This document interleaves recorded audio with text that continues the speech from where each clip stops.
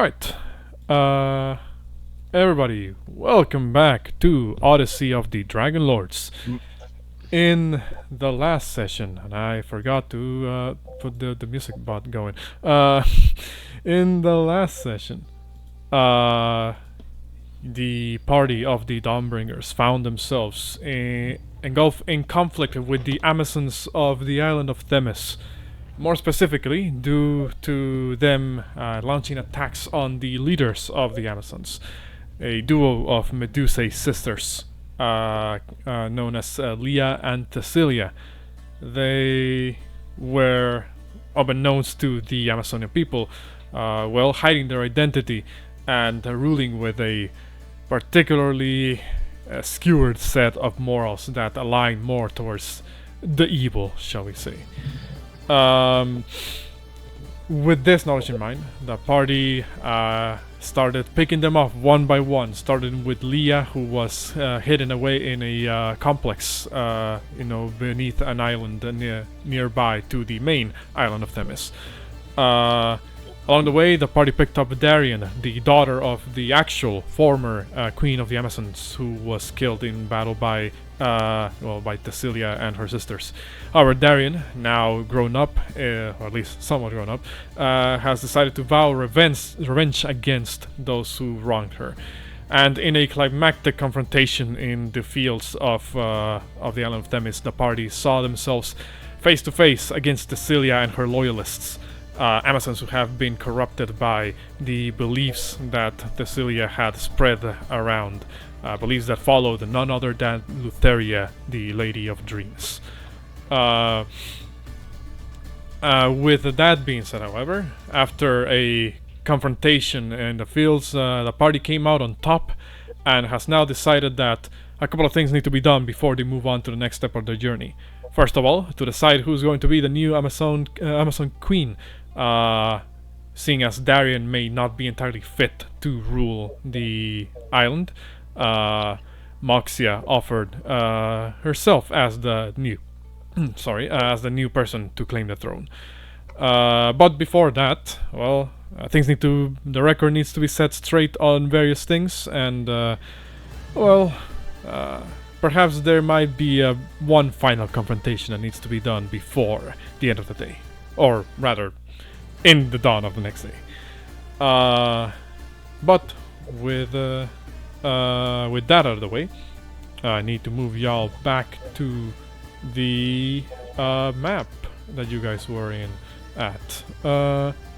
What's it called? Here we go. Island of Themis. So if I recall correctly, last we left off, you guys were just about to split up into two different groups. Some of you were going back to the Ultras to try and convince the Amazons to stand down. Trying to not follow the final instructions of Cecilia before her untimely demise. And the other side were trying to, take Darian to, a particular location, be it either her mother's grave or to the nearest war camp of the Amazons in order to present her to the Amazons as their rightful ruler. But with that, I will ask y'all, what specifically would you be doing besides this general course of action?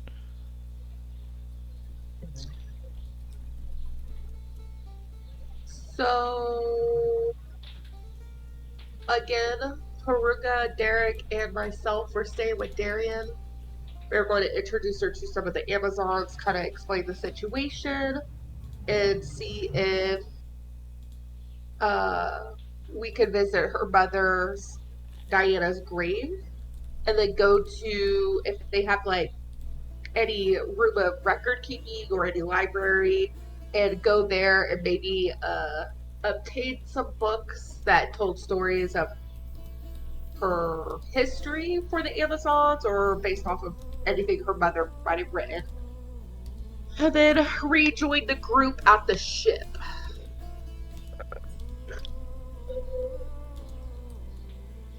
Alright.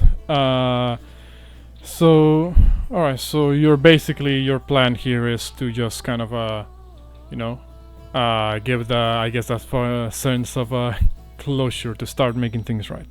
Alright. Well, let's cut to... I'm gonna roll a 1d2. And a 1 we cut to the away team back to the altars, and a 2 we go to the people with Darien. We cut to those of you who are traveling with Darien. First of all, you laid out the things that you wanted to do in this particular trip. Which of them would you address first? If I remember correctly, we were all heading back somewhere for some food or something. I don't precisely remember that. I believe you guys... Or did they say there would be a feast later on that day? Because they want to know who's going to be... It's not specifically they said there was going to be a feast because, well, they don't really have the time to prepare that, considering the situation. But you guys waited the possibility of taking back some of the rhinoceros that you guys killed back to the ship as a way to, replenish your supplies, because you have a lot of people on the ship. Yeah. Okay. And then later we were going to tell the Amazons who would be taking them over after we reconciled on the ship and spoke with Roxia. Okay, I remember. I think we would start by introducing Darien to the Amazons, but I do know we were moving away from our current standing location. I just don't remember where we were going. Well, you were, I believe, told by, given like the general indications by some of the local Amazons that weren't Thistle's loyalists, roughly the location where the previous queen was buried. What's it called? You also waited the possibility of presenting Darien to the people, but here's where I ask you, how do you precisely intend to do that?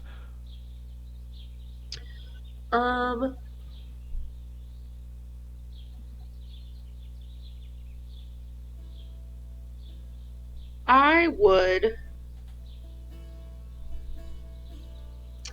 step up to obviously maybe she kind of gives off the vibe of the general, because she was the one who was like mainly talking the whole time to us as we were ending the battle scene. I would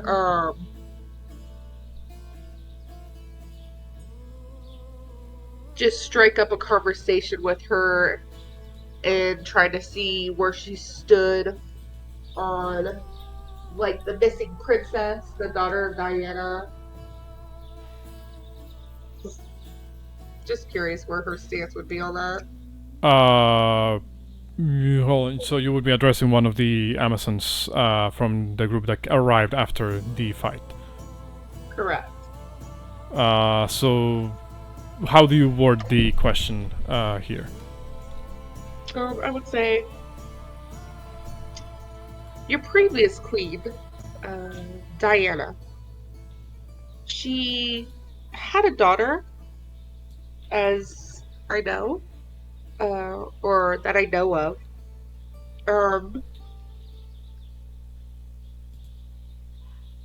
If she were alive, what would your guys' feelings be on the matter? The Amazon looks at you and says, "We know the stories of the daughter of Diana. We must say that we would be quite conflicted, for it's been 13 years since they were last heard from.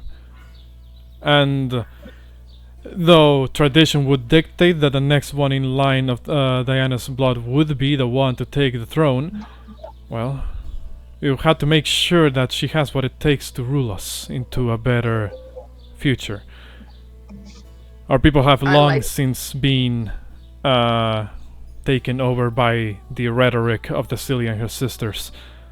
And while there's lots of things to be said about that, You cannot deny that they kept alive the spirit of strength within the Amazons. On that front, they are very big shoes to fill. I agree.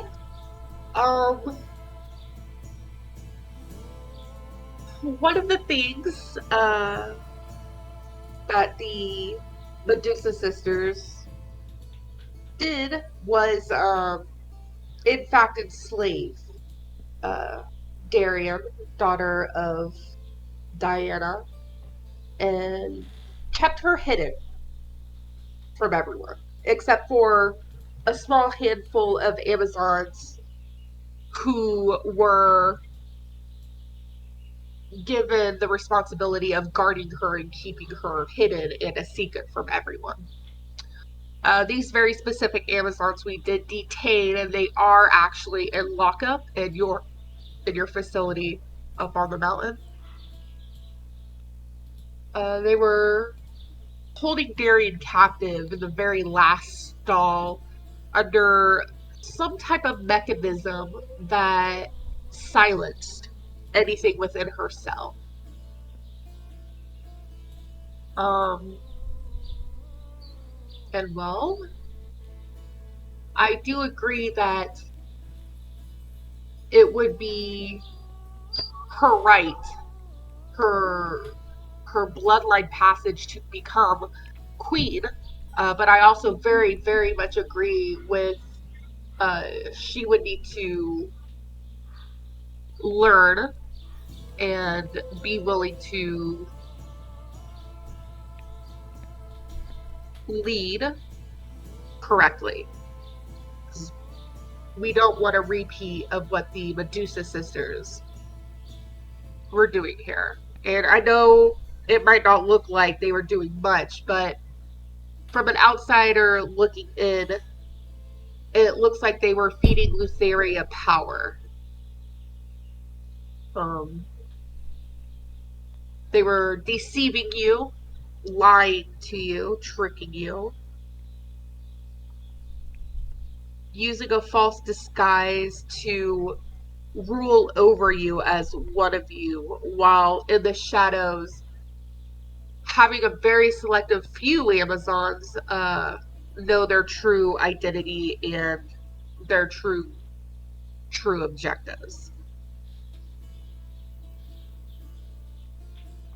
She seems to kind of think for a moment and then looks a little bit over you, or past you rather, over towards Darian, who is still in kind of that process of, processing the information that you delivered to her last time we played, when that effectively there's a, it's very likely that she will not be able to take the throne. And the Amazon kind of sort of like looks over at you and says, yes, that may be so, and indeed, a lot of us did not agree with the direction that Celia and Leah were taking our people. If what you say is true, and Darian is indeed alive, a daughter of Queen Diana, then, well, hearing that she might not be able to fit to rule just yet is certainly concerning. After all, Diana was one of the best queens the Amazonian people had. Go ahead. Sorry. Go ahead. Sorry. But if there is a replacement to be chosen, or if Darian is willing to step up, then I would have to hear what they have to say regarding the situation. You best not be lying to me, outsider. If the daughter of Queen Diana does live, then this is a great news for the people. But just being related by blood, though ideal for the, shall we say, right of succession that we have in mind, may not be enough if she cannot convince the people. Exactly. However, I am not lying. And I believe that Diana was a great leader. Everyone that has ever spoke about Diana in our presence has always been very highly of her. A quick question though. What god did you guys worship before Lutheria, before the Medusa sisters took over, if I may ask? We worshipped no specific deity, for in the past we made the mistake of relying on the strength of Siren, and that failed us, as do all men tend to do. I love that. Thessalia was of the mind that Lutheria would be a better candidate for us to draw strength from. In a sense, I cannot help but think that she may have succeeded at some point. After all, Lutheria granted her a certain number of boons, including that creature in the bowels of the complex. Ooh, don't remind me. I'll ask questions about that in a second. I don't. Metallic Hydra. Great.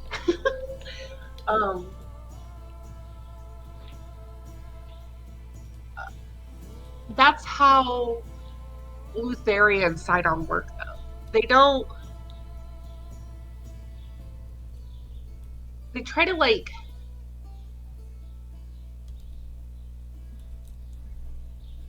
In a way, it's almost like manipulation. They like to grant you these big flashy objects or big flashy boons, as you so to speak, and to make them look like they actually care about your people and your city and the things that go within, you know, your culture. But they don't. They're just. It's more of a ploy. They do these to get what they want, and then once they get what they want, they don't technically care beyond that point. I can't say that I know exactly what Lutheria wanted with your people. I really don't. We didn't look into it. This was rather a sudden objective that we had. We didn't come into it knowing that Lutheria had wormed her way so deep into your guys' culture. But again, that is to be suspected as the Boxia sisters. I mean, sorry, I didn't say that. The Medusa sisters. I scrolled over Boxia's name at the exact same time I was talking. The Medusa sisters were working with Lutheria from the start, planning to take over. I like the thought of you guys being independent and not dependent on gods of any type, actually. It shows a very, very good core strength, a belief that you guys are in control and in power of what actually happens to your civilization, rather than taking the day to pray to a god that may not ever answer you. It takes away that need for dependency. But back on the track of Darian, I am actually a princess. My name is Exandria. My father, unfortunately, is one of these gods. But nonetheless, I was still raised as a princess. I was still raised with the morals, the code, the knowledge and training of how to be a leader. Unfortunately, Versailles, the prophet, I don't know if you know about her. She gave me a different fate. Instead of one of her ruling Astoria, where now my sister will be the queen of Astoria. She is the queen of Astoria. She gave me a different fate to travel the world and make amends and help alter and change past events and future events to come. So I would, if allowed, be able to take Darian under my wing, let her travel with me for some time, so that way she may learn of the outside world, gain perspectives, learn to read and to write, understand the workings of how to be, in general, a good fundamental leader. Of course, we will not just up and take her from you guys if the mass majority denies me taking her under my wing for some time. In her stead, a queen's regent, so to speak, would step up and take her place as an in-between. Someone who will be on the side of production, growth, independence, and strength, who is also going to be able to continuously be in communication with us as we travel the world with Darian, allowing her to experience as many things as possible since she has been locked away in captivity for such a very, very long time. I also think it would be very healing to her soul, as she's been stuck in a 6x6 box for 2/3 of her life. The Amazon warrior just kind of, hears you say all of this and says, "This is a lot of information to take in, but I suppose, at the very least, having some news on what will happen to the potential leadership of our people is a start to rebuilding. Should you speak truth and Darian lives and will be taken under your command, or rather protection, then I suppose this is an acceptable course of action, so long as this regent is someone to be trusted."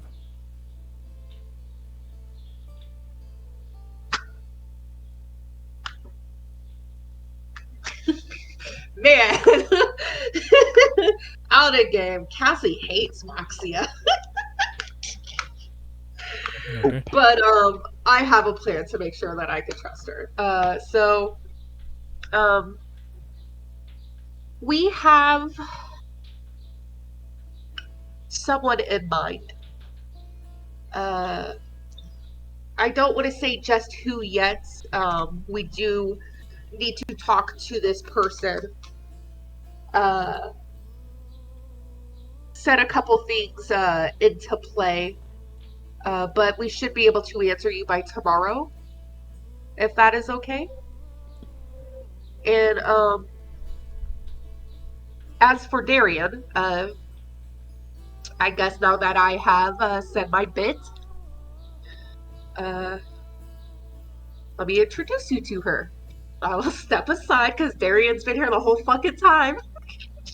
And I'll be like, Amazon's Darian, Amazon's. What's it called? There's like a number of Amazon warriors around.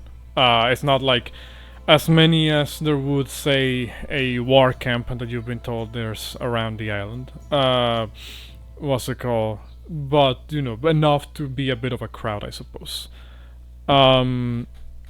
Darian, now having been sort of like more, I guess, digested the information presented to her, will kind of step up and say, "My people, I've been locked away from all of you for far too long. I I'm not quite the leader that my mother was, but I will be one day. And when that day comes, I will go back home and, well, guide all of you to a better tomorrow. One where we need not rely on empty promises from beings we do not understand or fight for reasons we do not believe in.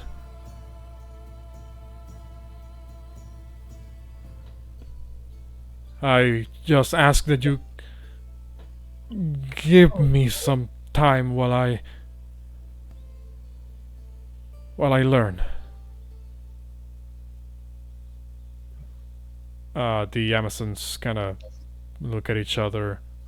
You hear murmurs from some of the surrounding Amazon warriors that vary from something like, is that the daughter of Queen Diana? She's so small, she's malnourished, she doesn't look like a warrior. Bro, she's a little warrior. Like, oh, we're gonna feed her, don't worry. But others do, they go from there, but they also vary to more like, she does resemble, Diana. She does look like her mother. What's it called? She could grow up to be like very, to be a great leader. A wide variety of reactions. Eventually, the Amazon warrior who was speaking to you looks over at Darian and says, "If you truly are Queen Diana's daughter, then we expect great things of your return. If not, well, I suppose if you were at all raised like one of us, you understand that in this world, we cannot allow ourselves to be shown of weakness. We cannot allow ourselves to be controlled. Not anymore." Darian nods. And then the Amazon looks over at you, Exandria, and says,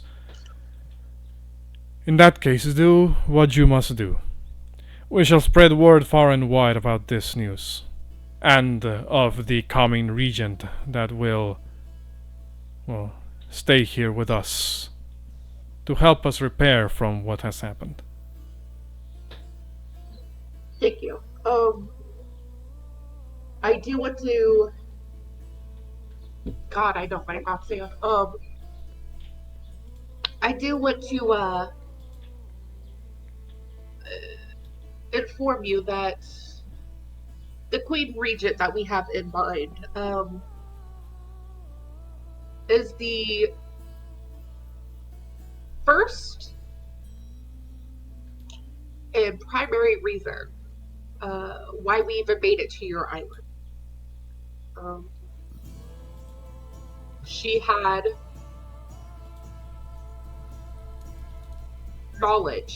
insight knowledge of what had been happening here, and she herself had hired us to come and rid this place of the Medusas. Again, if we decide that this would be a good fit for Green's regions, we will come and inform you tomorrow. We need to talk to this person just a little bit. Oh, it is a female. You know, sticking to your guys' codes. We would never choose a male.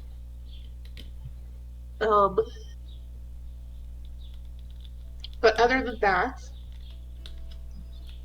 just please keep that in mind. And before we part ways, could you perhaps point us in the direction of Darian's mother's grave, Queen Diana? Different. She never got to say her goodbyes. She kind of looks over her shoulder to another Amazon, who kind of pulls out sort of like this rough draft of a map of the region from her belongings, and you can tell it has a couple locations marked there that aren't in in your own within your own knowledge. But one of them, obviously a lot of them you don't particularly recognize or think they are of any interest. It's mostly just the locations of some of the war camps, for the Amazons. But it does have like a little a marked segment on like somewhere in the northeastern part of the island that appears to be just marked as a memorial of sorts. Okay. What's it called? And she just kind of gives you like the instructions of like go through here, through there, you'll get to the place. Thank you. And would you guys happen to have a record room or like a library, somewhere that might have books on the history of the Amazons? They look at you like you're asking for too much. That's enough. They kind of shake their head and what's it called? Sort of almost just wordlessly are like, no, we don't have anything that fancy. Like the you presume perhaps the complex in the island is probably the only like really great advancement, I suppose, they would be having here. That and perhaps the Stimfey. Okay, no worries. Thought I would just ask. This is gonna be a far-fetched question. Do any of you have any items or relics that were left from Queen Diana? One that we may give Darian?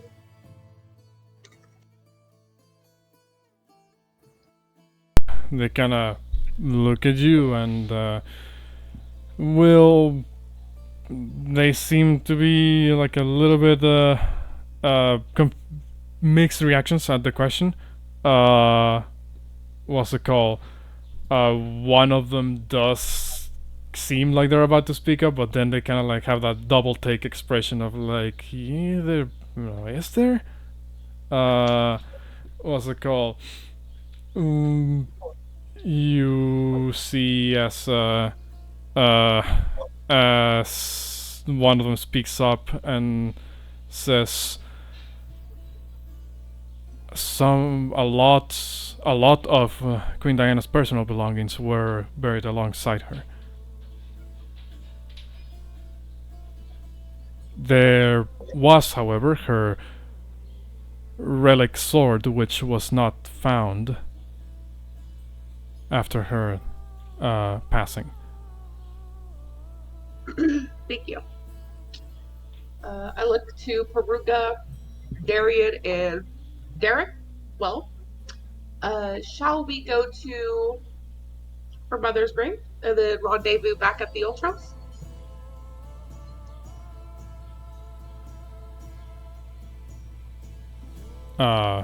Derek, do you answer? Yeah, hello? Yeah. We can hear you. Okay. I thought I don't know, it wasn't working. Yeah, sure. That's fine. We're good. Derek, Porunga, how is their health looking? Do I have access to Porunga? Give me a second. I'll give you access in a moment. What's it called? Yeah, for those, in case somebody in the audience hasn't noticed, we are down a player. Porunga couldn't make it today. Cause he believed we weren't gonna have a session today. How dare he? This is what happens when we don't play for a number of weeks straight. Alright, so Porunga, you should now have access to Porunga's sheet, Xandri.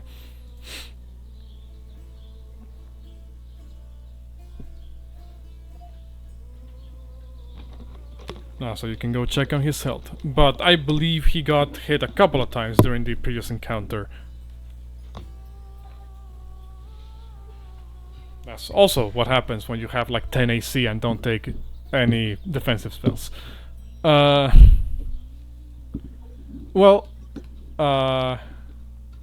you guys are doing this, quickly cutting to the people who went over to the other side of the island. Bouxfhades, Drakgar. You guys decided that it was probably for the best if you went back to the altars and, told the Amazons to chill. So you went to do that.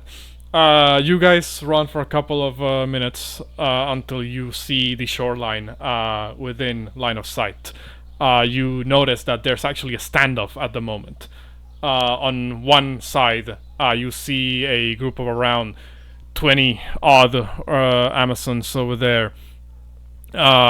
Some looking over at the at the side of the island beyond the shoreline, that where the altars is clearly visible, with seemingly like geared up for some form of confrontation. You see some of them are mounted up and on their rhinoceros mounts. Others are kind of seemingly getting ready to hold on to their stimfei to fly away.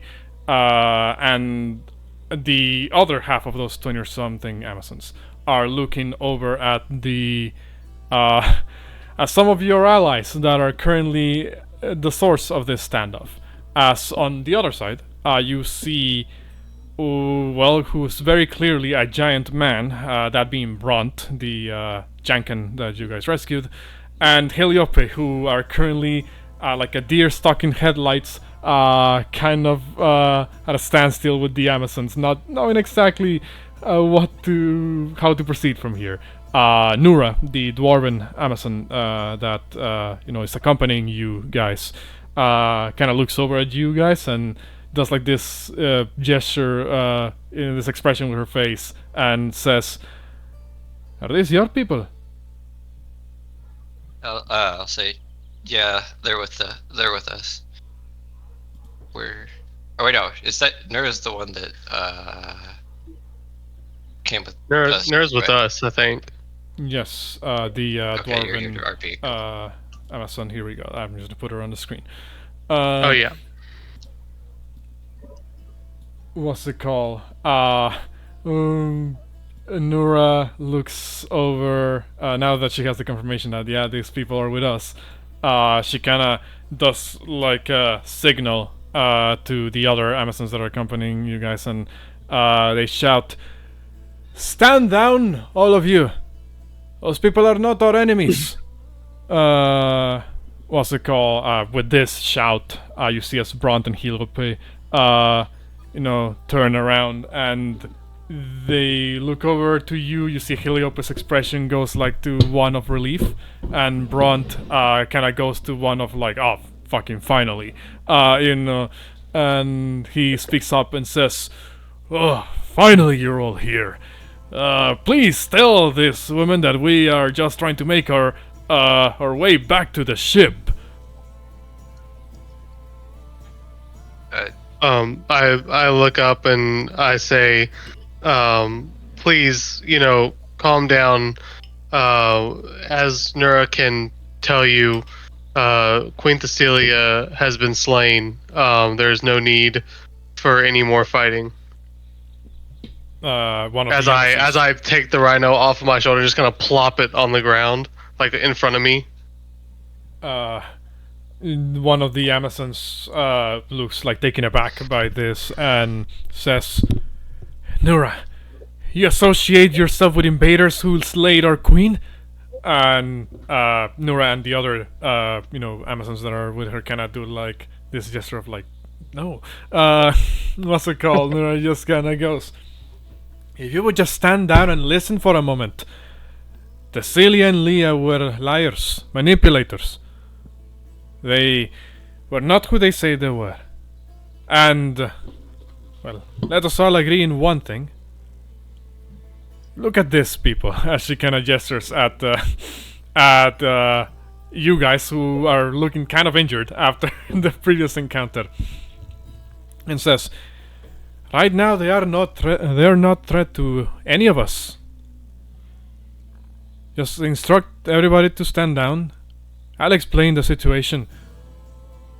As the Amazons kind of look at each other and, they kind of like do this, sort of like not really dropping their weapons or like standing down per se, but they're not showing as much aggressiveness as they were in their previous, before you guys arrived here.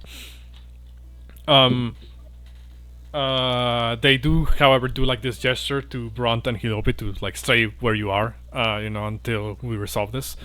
And Nura looks over to you guys and says, "Well, I suppose they listen for now." Well, I mean, I still technically have what was her name? Not Leah. What was the Leah? Leah? I still have Leah's head, technically, if that would help move this conversation along. Remember we chopped it off. Yeah, we chopped it off and I picked it up. Never mind, I was thinking of somebody else's name, never mind, sorry. I confused myself. No, you're good. No, Cecilia's body's still there, but I picked up Leah's head after we chopped it off. Yeah. Okay. I mean... they would certainly... There's certainly a couple of looks that are being given your way. Of Amazons not quite grasping exactly what they're looking at the moment. And then I guess I just I explained this was Queen Leia. She was a Medusa, as was her sister. They have been manipulating you and controlling you and trying to lead you down the path of following Lutheria for many years. You hear a couple of comments, from the Amazons, kind of, murmuring to each other, kind of like, Leia was a Medusa? What else could they have been lying to us about? Stuff like that. And there is a, now more confusion rather than aggression in their general demeanor. Nura gestures at the injured Amazons, the pair that you guys let go way back, that are, coming along with you to the best of their abilities. Gestures at them and says, "They'll explain everything in detail if you can't believe what you're seeing right now." At the Amazons, and kind of sends them over, to the group of like 20 or something Amazons. What's the call? They exchange a couple of words back and forth, and eventually you see as the group of 20 Amazons kind of collectively give like a dismissive sort of like gesture to Brunt and Heliope, who are finally allowed to leave their sort of like a standoff position. They walk over back to you, and Heliope says, "Glad that you were able to arrive when you did. I guess I owe you my life once again. I don't know what would have happened if you weren't there." We tried to hurry. We ran into some trouble, as you heard. We ran into Queen Cecilia and quite a few of her followers. They held us up, but we won, so yay. Looks over at the head of Leah and then looks back at you. and says, "Quite so. Um, I was like, yeah, negotiations didn't really work out, so we ended up having to kill Leah, and then obviously her sister as well. So, but the main thing is the main issue is resolved, and we need to get these rhinos back to the ship and explain to the ship what's going on so that they don't start any kind of conflict either. She kind of looks back at the ultras in the distance and then looks back at you and says, "Well, I suppose with the explanation, they might be able to understand. There is one problem. We are running out of space in the ultras. We discussed this briefly when we first rescued Mr. Brunt from his confinement, but having 2 giants on board, plus the centaurs, they take up quite a bit of space. I tried to explain to Mr. Brunt on the way here that there's a high likelihood that his accommodations may not be as comfortable as he might want them to. But, well, you see why that has me a bit worried." Yes, I understand. We are planning on making a quick stop after we finish up here to offload some people back in the main city, Mitros, so that we can also resupply and get more supplies, drop off the people who need to be let off the ship, and I'll basically have a little bit of a hard reset on this journey. Tactically sound, but I guess I must have misheard back at the ship. I was under the impression that you were under some form of time constraint. Well, we are, but having the ship sink under the weight of all the people we save is kind of gonna hurt our time restraint as well.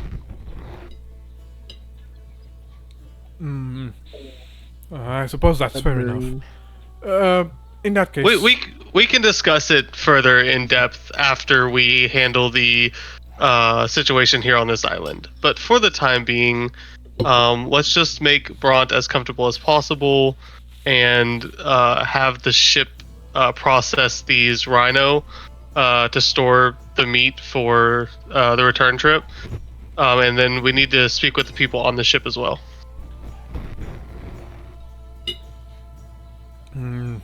In that case, let us make haste, she says as she kind of just stores away her spellbook and, looks over at Bront, and Bront kind of speaks up and says, "Oh, all right, we leaving? Finally." I'm gonna look up at him and say, "Yes, just so you know, this first little trip may not be extremely comfortable, as Heliope mentioned, our ship is rather full. But we will make sure that you have as good of accommodations as we can manage. At least until we can get you back to the forge." I suppose I'm long overdue for some proper accommodations. Another day, I suppose. He kind of grumbles a little bit to himself, and eventually, as Nura and the other Amazons are done, kind of explaining the situation to the other ones, you guys are allowed to go back to the shore. Due to Bront's size, he kind of needs both rowboats to be able to be moved. Okay. He's just wearing them as shoes to walk. You're right, and Yeah, he's just that's what I was gonna say. skating across the water like they're skates. Basically. Each robot roughly fits like 8 or so medium-sized creatures. Even then, the width is not quite enough for someone of his size. So you guys kind of more or less have to put both robots like really close together, and then they, kind of like use them, moving them at the same time to actually get it moving anywhere. Or someone can literally. Oh wait, never mind. What's it called? Like if you guys are So what I'm saying here is, there probably wouldn't be enough space left in the robots for you guys to take Brunt and the Rhinoceros in the same trip. Right. So, would you guys be doing the, would be taking Brunt first, or and then the Rhinoceros, or, what's the Yeah, what's the deal there? we'll take Bront first, and then the Rhinoceros is next after we get him on the ship. Is one of us able to go with him to explain to the Ultros what's happening? I'll say yes, there's enough space at the very least left in both the robot to at least take a couple of you there. What's it called? It is an arduous journey. Brunt does help in rowing, quote unquote. It's more also he's using both his hands to kind of like, try to move them through the water to kind of get you guys some, I guess, momentum across it. I did imagine him just using it like one of those floaties or whatever, trying to swim through the water.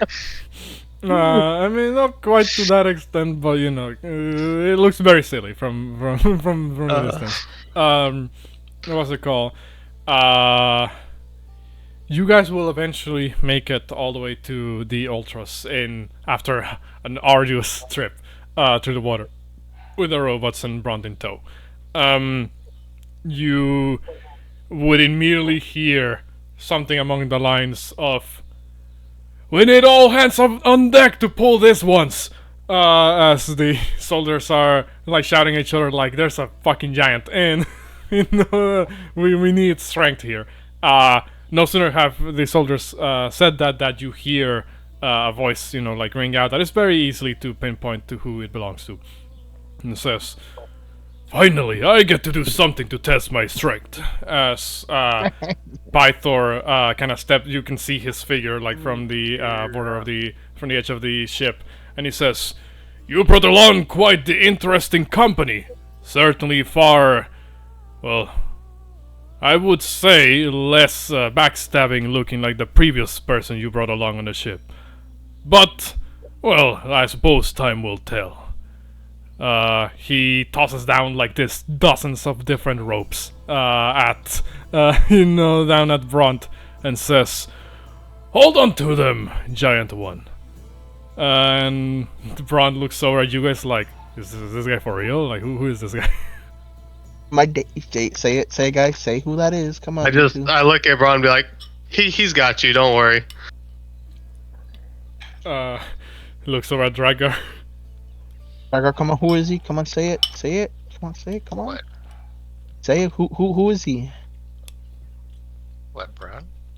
Wait, Oh sorry, my I got gosh. I got distracted for a second. Sorry. Basically, Brunt is looking at you guys like, this one guy is not gonna be actually enough to, pull me up, is he? Talking about Yes. Pythor. Yeah. Who is he? Who is he? Drakgar, to you. Who is he? Say my dad. Yeah. Bro, oh my god. Hello, He's my dick. so, Say my dad. Just say my say- dad, bro. Right. so you say, "Here's my Yeah. dad." And Brunt looks at you, Goliath looks at Pythor, Plus. seemingly human. It's complicated. It's a long story. And he looks like his one single eye raises an eyebrow, and what's it called? He just kind of then shakes his head and he's like, "I won't question it." And then he holds on to like the hundreds of ropes that are being thrown down at him, and you just hear as Pythor begins to, exert, like the effort, and he's like, "Rrrr!" And Brunt begins to be pulled up into the Ultras by Pythor's sheer strength. There are perhaps like, like also like a number of certain soldiers that may be trying to help out, but really Pythor's is the one doing most of the effort. I just imagine the whole ship like tilting while like they're trying to pull him out of the ship. Or think about it, maybe you think about it, his son's probably on the other side. Well, believe it or not, what's it called? The Ultros is significantly larger than and heavier than Bront himself. What's it called? But TH. still, though, the weight distribution is at this very moment split. You could swear you do see the Ultras kind of like almost tip a little bit, off to the side. And eventually, after a couple of seconds, Pythor is able to pull up Bront all the way to the top deck of the Ultras. Then he looks down at you guys and says, "The Oracle has been keeping us updated on the situation. I take it a lot of things have happened over there." Yes, a lot. We killed both of the queens. We found the heir to the throne. We are in the middle of keeping these Amazons from killing each other, as well as us. And we have rhinos that we need you to prepare for dinner. Well, we can get some of the crew working on that. The Oracle also told us that you discussed among yourselves trying to tackle a particularly nasty-looking Hydra. Is this correct? Yeah, that's we're not really sure how we're gonna handle that one yet. But yes, in order to get the sword, we have confirmed that the sword is in the stomach of the Hydra. So we have to kill it to get the sword. Pythor gives like a hearty laugh. He's like, a legendary weapon stuck in the gullet of a legendary creature, huh? Well, that does sound like some of the stories of old. Well, in that case, be sure to get back here whenever you're ready. You wouldn't have any tips on killing said legendary metallic Hydra. I have slayed my fair share of Hydras back in my day. They are nasty creatures. The more heads they have, the more likely they are to attack. But usually, their weakness is making sure that they don't have enough, shall we say, time to recuperate. Or Got it. the means to do so. The Find a way to make sure that it grows no more heads, and that should make it more manageable. Okay. The other problem is considering that it's metallic, and we only have like 2 people who have magic. Do you have any idea how we can be useful since our weapons aren't going to be much use? A metallic Hydra. Now that's new. I would wager that if its body resembles anything like metal, then it's probably quite resistant to a number of things. Your weapons may not be as useless as you think.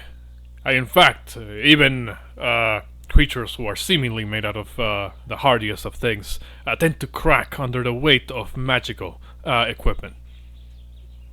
Good to know. As for magic and the like, well, pay close attention to it. If its body has been in any way altered to be looking the way it is, perhaps it was done so for a reason.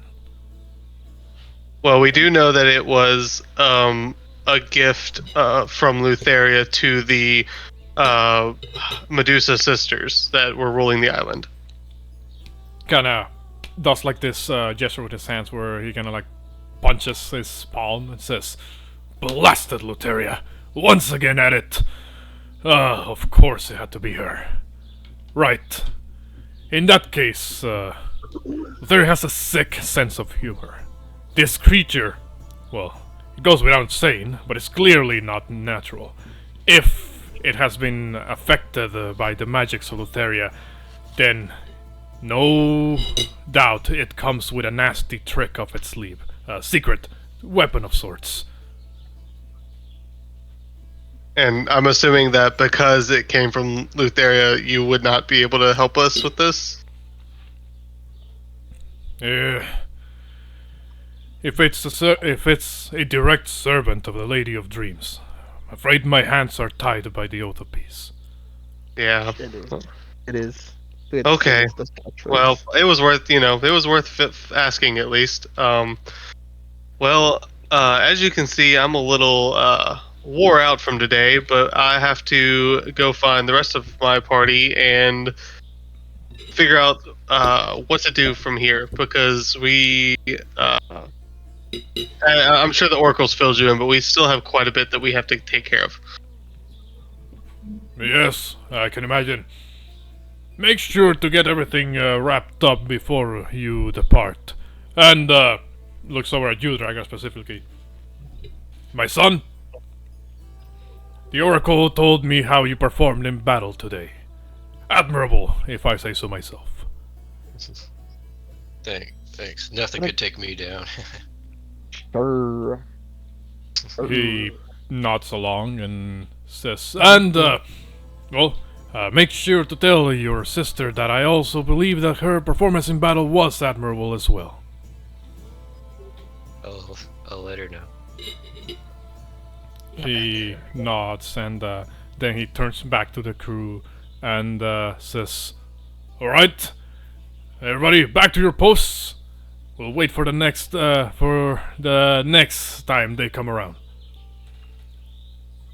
I guess while I'm here at the ship, I will ask around and see if anybody could patch me up or help me out here on the boat because I have no health potions or anything. What's the call? Do they have anybody who's good at medicine? I'm just reading stuff. Off in the distance, as I'm looking for stuff, off in the distance you see, fucking Bront and Steros reunite. Bront kind of looks over down at Steros, who, though a giant, is still kind of shorter than his father, and is like, "Father, son." They just kind of nod at each other, let's not make this happy. You're back. That's it. What's it called? As for people who are good at patching people up, you would hear from around somewhere in the ship. You would hear a voice of the one individual that you probably didn't want to hear the voice of, as you hear, Oh no! Chandras say, "I overheard that you got quite hurt out there.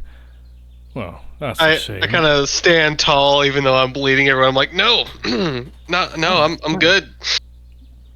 Are you sure? I feel like if I look any further into your wounds, I might be able to start seeing bone. I may have got, a few cuts and scrapes along the way.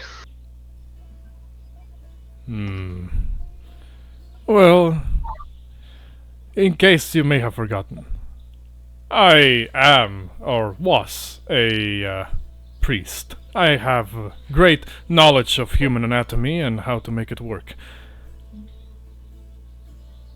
Are you sure you don't require assistance? I didn't do that, sorry. I was trying to move myself. At this point in the day, it's been a long day. You know what? Yeah, sure. I'll let you help me, if you don't mind. He gives an evil smile. And he will say, "In that case, lay very still." Let me see. He has something here.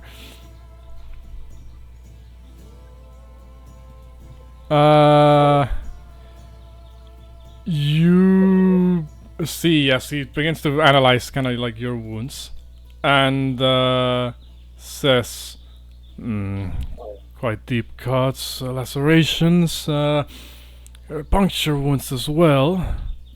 You went through the ringer, didn't you?"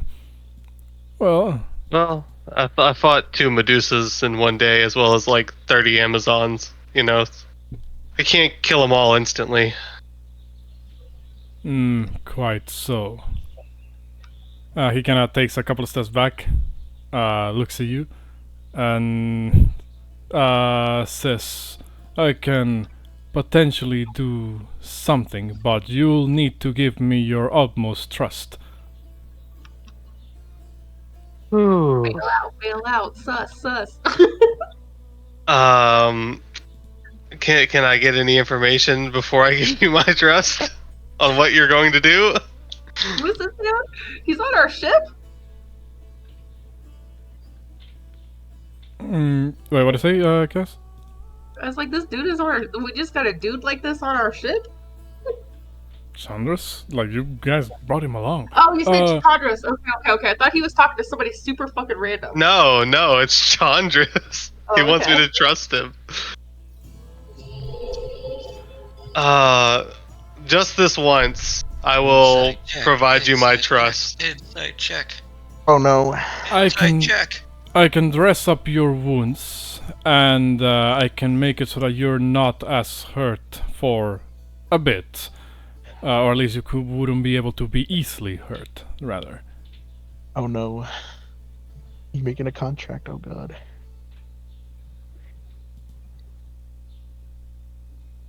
And what does this entail? It only entails that you remember this favor I'm providing.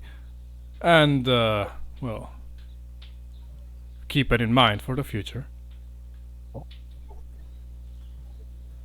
So basically, you want me to owe you one. I suppose that is the layman's terms, yes.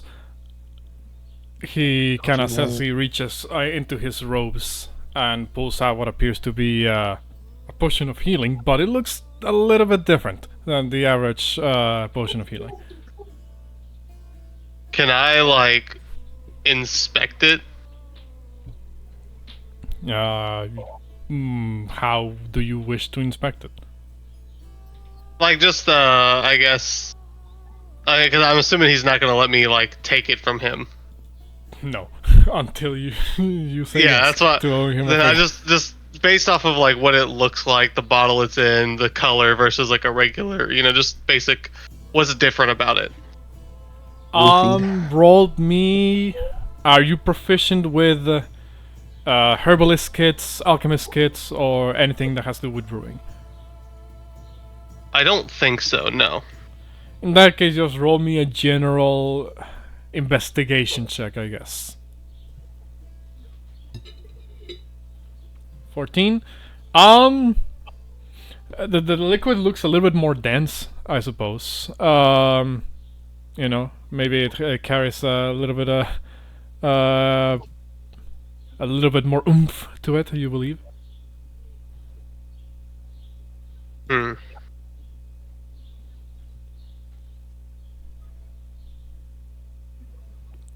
So what say you, says Chandras. A favor for a favor. Can we make a deal that if I do agree to this favor, it cannot be anything that goes against myself, the party, or our overall objective? Thanks for a You moment. cannot require me to betray my friends. Oh, please. I wouldn't ask for that after just doing this simple thing.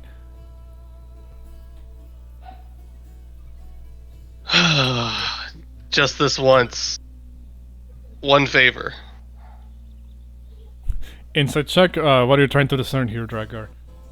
Not me. I was trying to hint at Bell to do it. Well, I mean, I mean, either of you can do it, because you're presumably Or- standing next to each other. Oh, okay, never mind. Okay, I thought I was not there. My bad. Sorry. I'll insight check then.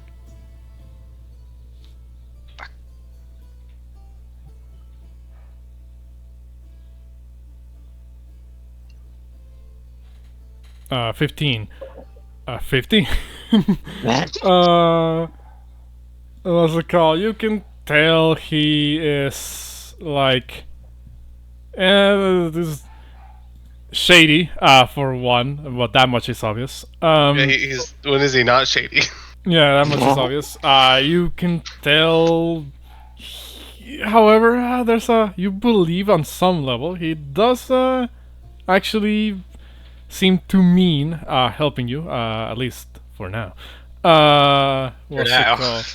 Well done. He, however, like, you're not quite certain what he could mean by a favor for him.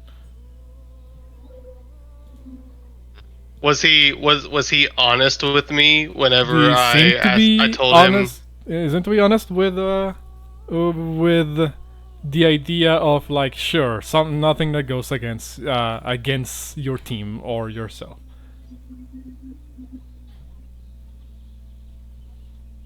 you know what? Fuck it, I'll trust you this once. He nods and gives you what is apparently a potion of healing. And he says, "I hope you keep your end of the bargain."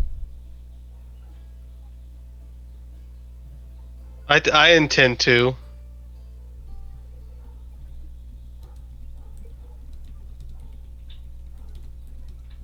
He smiles and says, "Well, in that case, have fun. And remember, if any of you need me for whatever reason, I'll be around here, idling the hours away." As he takes I just kind of nod to him. takes a step back and presumably returns to, his, not really his chambers, because they're not like the same individual chambers for the general group, but presumably to the place that he uses as his place of resting. I just kind of look at Drac and I say, "Look, after the day we've had today, if I die, I die. It's whatever." And then I take it. Well, hopefully it works out. So is it just the same healing as like a regular potion of healing? No. This is a greater healing potion. What's it called? Which heals for 4d4 plus 4. Oh, okay. And then you realize Plus it was laser fours. poison. YOLO. Like I said, if I die, I die. It is what it is. So wait, 13 plus You healed for 13, but your max hit points got reduced by 13. 30. Right? Yeah, right. So I'm back to 30 now. So next I will wander over to hold on, I am reading my notes. Rutgar and Dingren. I'll be like, "Hey guys, so how do you feel about fighting a metallic Hydra?" They look at you, and they look kind of confused. Rutger says, "I've heard of Hydras before. Never heard of metallic ones." Yeah, like tink tink metal. Dengran looks at you like, "Do not speak to us as if we're dumb."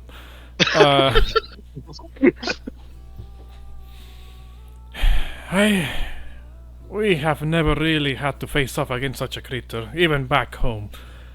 But I suppose if it's you asking us as a request, seeing as we still owe you all our lives, we could potentially accompany you into this fight, I suppose," says Dengren. Well, I'm not saying you have to. I'm just asking. We would appreciate the help, but seeing as you could very easily lose your lives to this thing, as all of us can, we are not requiring it of you. You know, we would not consider this as like a, you owe us for saving your lives. We're just recruiting anyone who's willing to face off a legendary beast.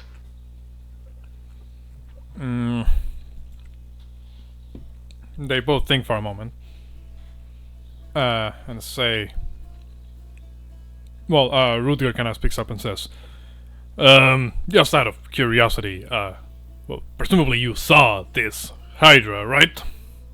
Mm-hmm. Yeah. How many heads did it have?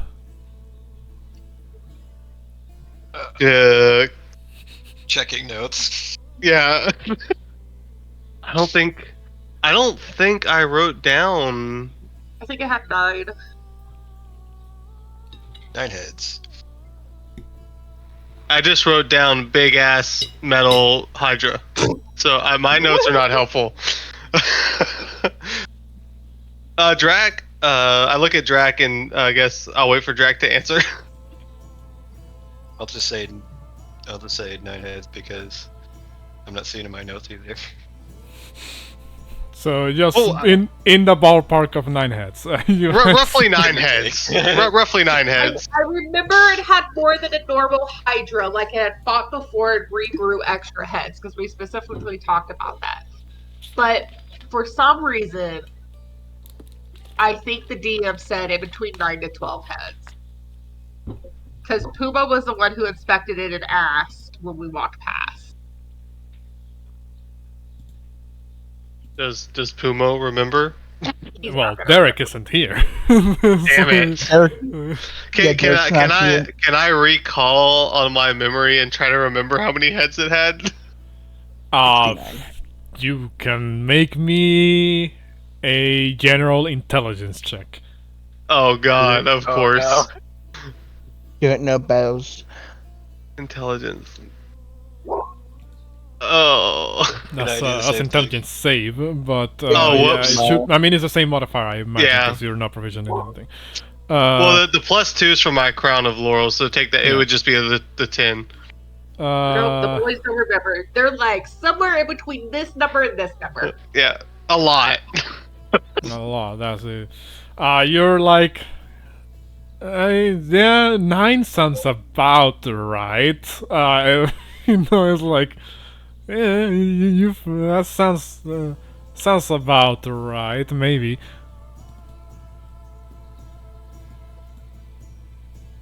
It was like a tangled up like mess of a creature. Yeah, so, yeah, it's you know. like, 9 The is room probably was okay. dark, you know.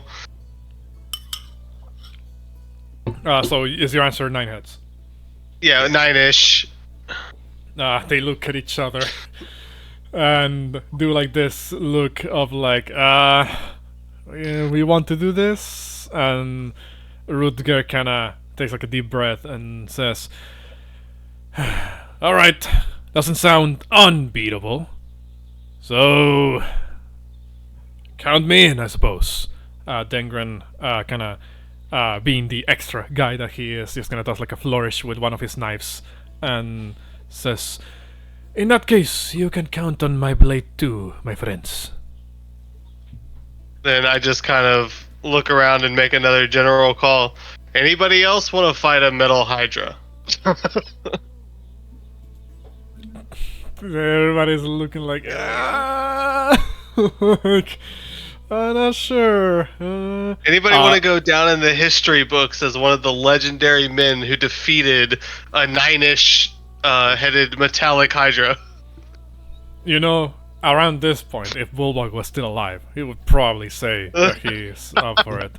But sadly, he's not So here. much like, do it solo. I just hear crickets. Hey, Yeah, everybody's like, no. was Heliope there so we can ask her, or did she agree to come? Yeah, is she still on the ship, or is she with stay you, back? and she would have come along with you guys. I'll say there was enough space in the boats for her to come Okay. along, and she Well, kind then, of peeks obviously, her head over I'll- your shoulder. Go ahead. Yeah, I'll give her the same speech. Like, obviously, like, we're not requiring her to come, but we will accept her help, you know. I suppose if Nengren and Rutger are going, I can't very well abandon my team. And I look at her and I say, we'll make sure that you're well rested, because I know you're not feeling great like the rest of us after our previous battles. I suppose that's fair. You see as all three of them kind of look over beyond the like the crowd. Well, not really the crowd, but like the group of sailors that has been moving around here, including the centaurs, who are also kind of like a little bit, understandably scared. You imagine they've never in their life probably have seen a Hydra before, much less a metallic one. What's it called? And they seem to be looking for someone in the crowd. Then you remember, oh, there was somebody else with them in the crew when we rescued them from the shipwreck. Some noble guy, Quinn, something. Didn't look like he's a fighter, but they seem to be kind of looking for him. But then they kind of like shrug and give up after a couple of seconds. What's it called? You see as Rutger kind of looks over to you and says, "Alright, well, if it's not happening today, then I suppose just wake us up in the morning when we're ready to head off towards this high metallic Hydra. In the meantime, well, you have to go back to our posts, I suppose. We need to move a lot of things around to make space for this giant person," as he looks over at front. Yeah, and please keep the ship on alert just in case any other Amazons show up. We will try to see if the Amazons will agree to leaving a few people here stationed to prevent any, misunderstandings, but please stay on alert. They kind of look at each other, and Rutger says, "If I know soldiers like I believe I know them, then they probably are going to leave a couple of scouts lying around, so..."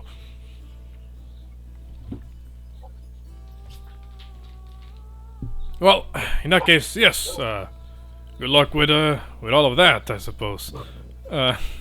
Says as he kind of stands up and seems to go about his business with the rest of the crew. Same as Dingren. As this is happening, we'll quickly cut back to the rest of the party. Exandri, Derek, you two have been walking for a little bit until you reach the northeastern part of the island. You notice that as you're getting there, the pathway seems to change to a more sort of like man-made looking one, which is in a bit of a contrast to the rest of the island, that is mostly just like, like wilderness basically, like again, it's kind of like savanna style sort of like environment. You see as when the sort of like man-made pathway is noticed, it also accompanied with a couple of this kind of signposts almost that look less like signposts and more like perhaps ritualistic structures have been erected along the wall, along the path rather. You see as Darian kind of visibly sort of like gets a little bit more nervous, I suppose, and no sooner have you made it a little bit up this incline, it kind of goes up like a hill, and you begin to see multiple sort of like burial sites, presumably of all the other Amazon queens that have been here before Thessalia. What's it called? There is clearly a lot of them have all been there for longer than they appear. You can tell because a lot of them are kind of made in a more haphazard way than others, as if through the years they kind of perfected the art of making this sort of like burial sites. You see as the one that seems to be sort of like furthest over to the side does appear to have kind of like this helmet that looks decently clean, like on top of it. It kind of lays upon a sort of like stone block that has been carved with various intricate, sort of like almost runic carvings of sorts. Not too dissimilar from the engravings that the Stimfei of the Amazons have.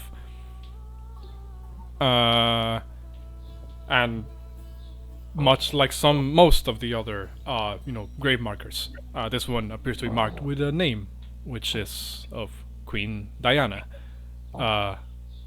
first of her name.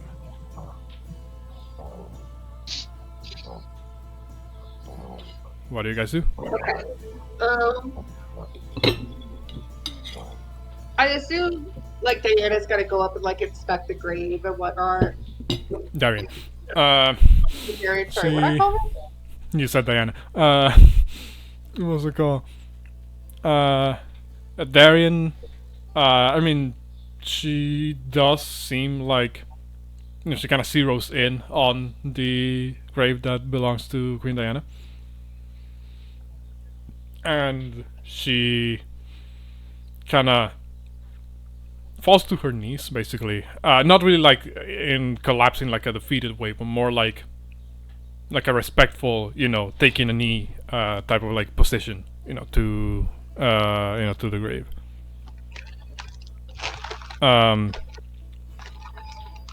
She seems to kind of have like a couple of moments of silence before she looks back at you two, Alexandria and Derek, and says,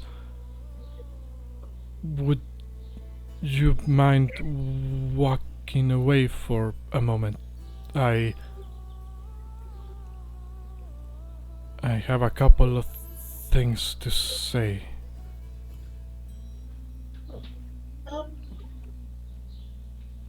Sure. I'm just going to get some things prepared over here with Derek and Pumo. And I will slide off to the side. She's still very visible in sight though. And I will start rummaging around my like satchel and then my bag that I gave Derek. I'm gonna start pulling out some ingredients as well to pray when she's done. Derek, would you be doing anything while Darian is kind of having a moment onto the side? Derek?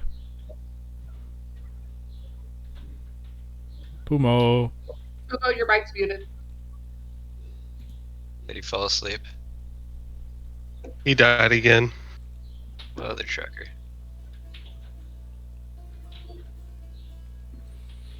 Well, Who was doing nothing? I should really start charging a fee for falling asleep. What's it called? At any rate, so you begin to rummage, among your belongings. Maybe grab some incense, something of the like. Takes a couple of minutes. With your passive perception, I'll say you're able to understand, to overhear rather, roughly what Darren is saying. Touches upon a number of subjects, presumably of everything that's been happening so far. How she was alone, how she was afraid, she was confused for most of the time that she was kept in captivity, so to speak. And she goes over, how she always imagined the day would come when she might be able to finally take up the throne, and sadly the day might be far further away than she expected. What's it called? She lets Diana's grave know that she's been avenged, that the Medusae sisters are, dealt with, and yet that she doesn't feel that she made Diana proud too much. What's it called? If at the end of the day she's still incapable of properly carrying on her legacy as queen. goes over things like that basically, and she kind of caps it off by more or less saying that chances are she's now going off on a different journey, with these people that came along, and she kind of just ends it in a bit of an uncertain note of like, she's not sure what awaits in the future, but she hopes that, all for however long the rest of the journey will take, that her mother is hopefully watching over her through all of it. And I hear some snoring in the background. Oh yeah, Pumo was definitely asleep. Okay. I'm moving him. Well, alright. Got him. So, after a while, you are done fetching whatever you were going from your backpack, and Darren is done with the, with her stuff. She looks back at you, and what do you say to her? I will approach her and her mother's right. I have a whole bunch of shit in my arms, so I can't like hug her, or, like pat her on the head or anything. And I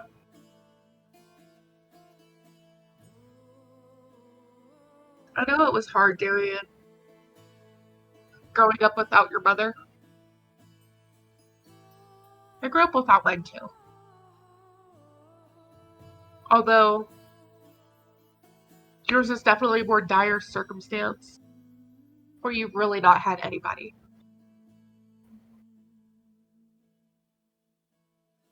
But that all changes today moving forward.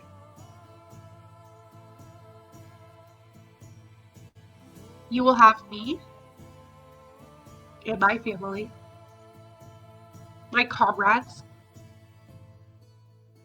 and the people of the Amazons. We will all help teach you and guide you till the day that you feel like you could be someone that your mother would be proud of. And then I'm going to start setting up candles. The way that I kind of set them up is I asked Derry to kind of step off to the side just a little bit, because I want to do a prayer for her mother. Okay. And I put the candles up in a way to where they kind of encircle me and the headstone, or the main portion that represents where her mother's buried. So like, I put like the 6 candles surrounding us, and I will slowly light each and every one of them. And as I'm lighting them, I'm just speaking to Diana. And I will be like,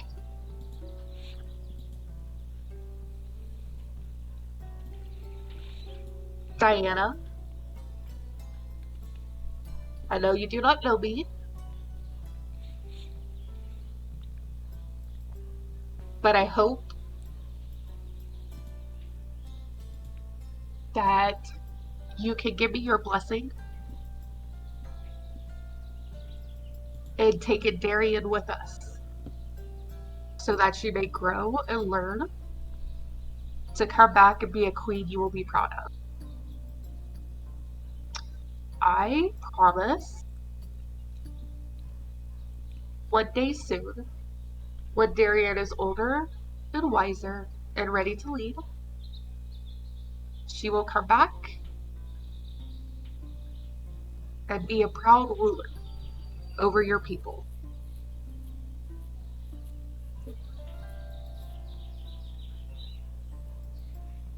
I do not know if you can hear me,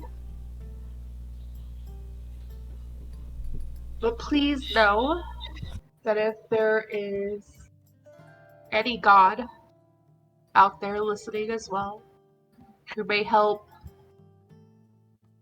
our minds cross the veil for just a moment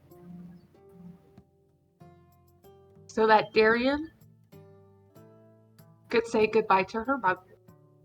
I would very much appreciate that. And then I will just sit there and continue my prayer for a little bit as I light all 6 of my candles and put my incense on her headstone.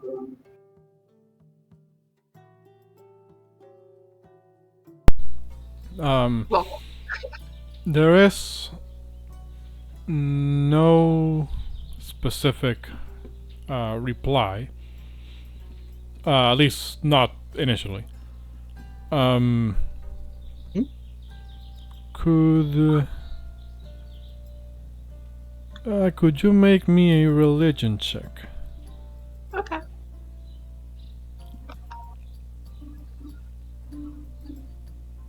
One second, opening up my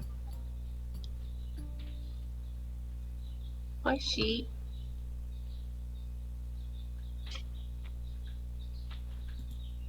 Okay, let's see here. A religion. Ooh.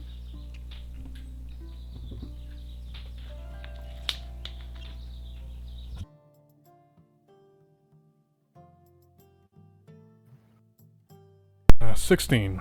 Alright. There's no specific reply that comes in, but it's as if for a moment the wind, I suppose, picks up a little bit. Not a strong enough gust to, blow out the candles that you just lit up, or anything of what you lit up, basically. But you feel for a moment almost as if a presence, I suppose, was present. The again, you don't hear a voice, you don't precisely, see a sign besides, the feeling of like the wind picking up a little bit.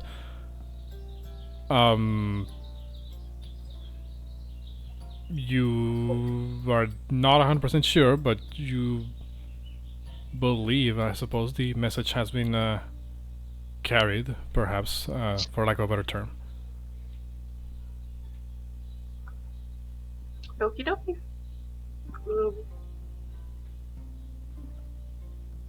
Is there anything else you want to do while we're here, Darian? She seems to have kind of this expression on her face, almost a fulfillment. She says, I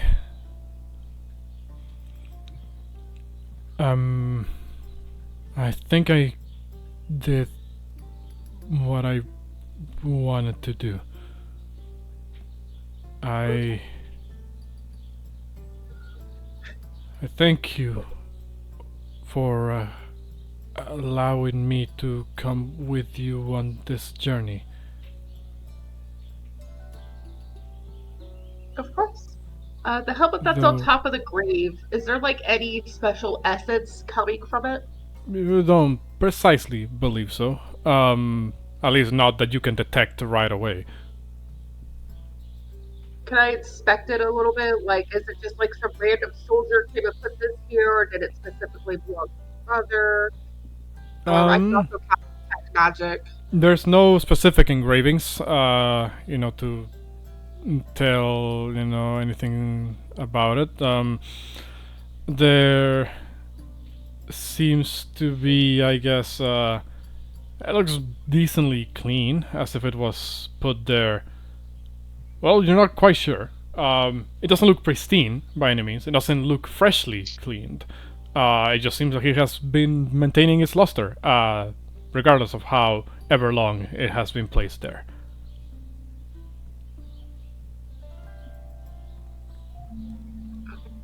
But there's like no magical property, so it's probably somebody who came and paid their respects. As far as you can tell right away, there doesn't appear to be. Okay. Oh, I said I casted Detect Magic just in case. Oh. Not. You believe the helmet may be made out of a material that could be enchanted, but you don't detect a specific enchantment on it.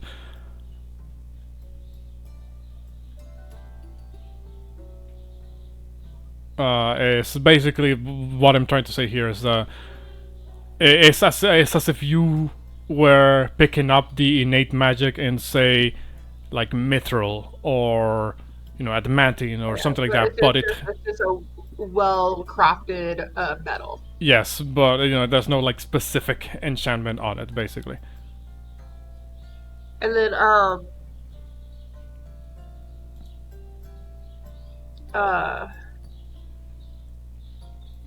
because I did test Detect Magic, I'm just curious, are there any magical items actually buried with her? I believe Detect Magic has a limit of how much material it can go through. Could you put the spell up in the chat? There it is. Go back over to my skills.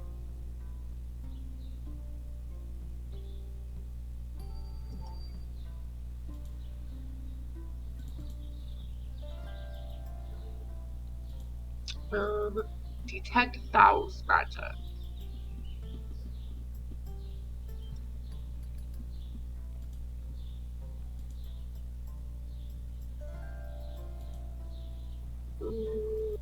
Oops, sorry, I went too far. Well, I didn't go too far, just roll 20 slacking.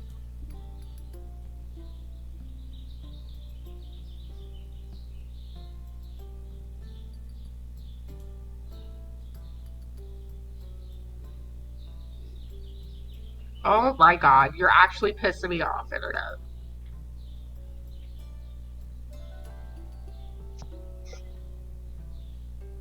I think my computer froze. Just a heads up. Okay, it unfroze.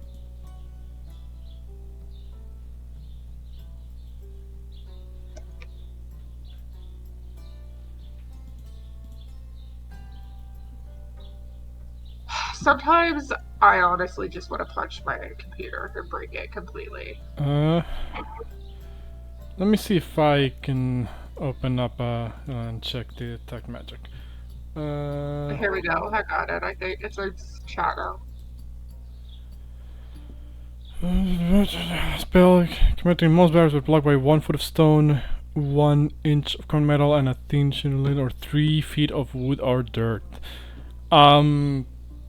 If there is any magical equipment buried alongside Queen Diana, you believe it's beyond enough material that your Detect Magic can't penetrate. Alright, I'm just curious. Alright guys, well we do need to head back to the ship.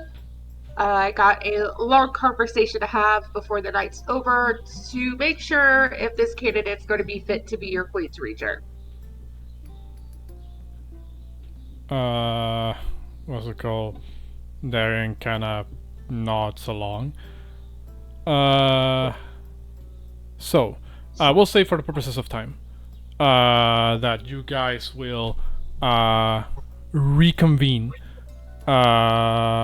eventually. Just out of curiosity, would the people who went to the ship would wait there, or would they try to meet the rest of people halfway? I think they said they were taking a long rest to chat. Well, we said we were going to take a short rest and wait to see if they would come back within that time, and then discuss. Okay. We definitely need a long rest though before we. Well, we do, but I don't think it's going to take them 8 hours to get back. It will not, definitely. What's it called? I'll save for purposes of time. You guys will reconvene back at the ship. Of course, you guys, those of you who were at the ship, had to send back the rope to the shore, because you had to take both of them for Braun's sake. So you would need to send one of those back, but eventually you guys will reconvene.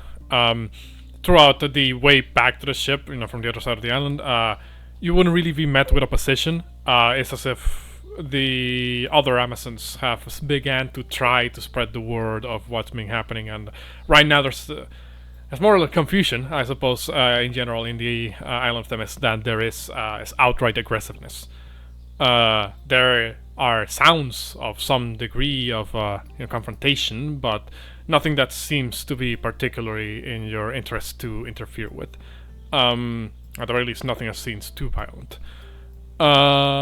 You guys will eventually, come back to the ship. What do you guys do then? The first thing I do is I go check on the group that just came back and ask them all the questions, just for sake of time. When, what, where, how, why. Are we good? Yeah, we just went and visited her brother's grave. I tell her what I told the Amazons, and I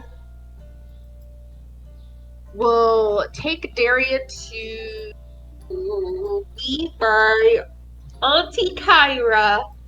Well, I reach over to Xandri before she's like, oh, and by the way, Sean just gave me a weird potion and I owe him a favor. Sorry. And I walk away. Okay, that's between you guys. I don't give a shit. Betrayer. Keep walking to my auntie, because I gotta dump Darian off to be babysat. You walk over to Kyra. She seems to have already been made aware of what the situation is. As usual, the Oracle seems to be the one informing them, what's been happening with you guys while you guys are away. And Kyra says, oh, here I am. What can I help you with? Oh, is this the, what's it called? Looks over at Darian. Darian is visually overwhelmed by just everything that's happening on the ship. They can't even react to most of the things that are being thrown her way. For one, she now has to be in an environment where there's a lot of just people in constant proximity to herself, and some of them from races that she probably didn't even know existed. And she doesn't even have enough time. It doesn't even seem to be able to register Kyra as she approaches, or rather, as you approach her. And Kyra looks at you, Xandri, and says, "That's the Amazon, heir to the throne, right?" Yes.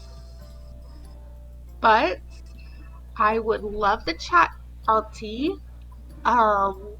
Could you please take Darian down to my sleeping quarters and stay with her for a little moment while she kind of adjusts to being on a boat? I do have an incredibly important conversation I have to go have with a individual on our ship. Okay. Hey, Darian. She kind of looks over and then turns around, still kind of in a daze, due to the sensory overload that is, the Ultros. She says, well, name's Kyra. Hi. I know I may not look like it, but I'm, well, older than I look. Long story. I'll explain later. Point is that, Xandri is leaving you in my care for now, and I'm gonna show you around the ship. Come with me real quick. And as they leave, I'm gonna be like, Darian, I have a very beloved friend down in my corners. His name is Wizzy Lizzy. He is a lizard, and he might look weird because he is in a lion onesie, but he's super friendly. Don't be afraid to, cuddle him for support. He loves chin scratchies. She doesn't even seem like she understood half of that sentiment, and but she did caught the thing about we have a friend downstairs and yada yada yada. and she kind of looks into her backpack, like backpack satchel that she has on her, and kind of retrieves the pieces of the destroyed Stimpy that was destroyed in battle once again, and she says, "I understand what it's like to have a companion. I will repair this one day."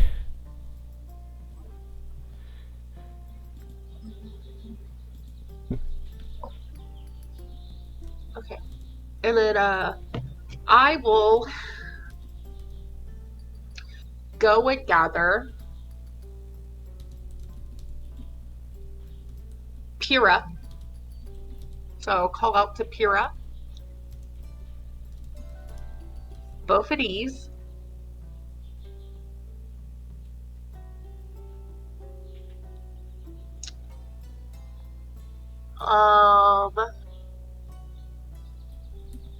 and we will head down to Versailles quarters. So you're grabbing Bouxfhades, you're grabbing Moxia, and you're trying to meet up with Versi. Yeah, I want to have this conversation in Versailles quarters. Because Versailles is like a prophet, so maybe if she reads anything in the negative aspect, she'll be able to help. Okay. So Bouxfhades, do you come along with Exandri?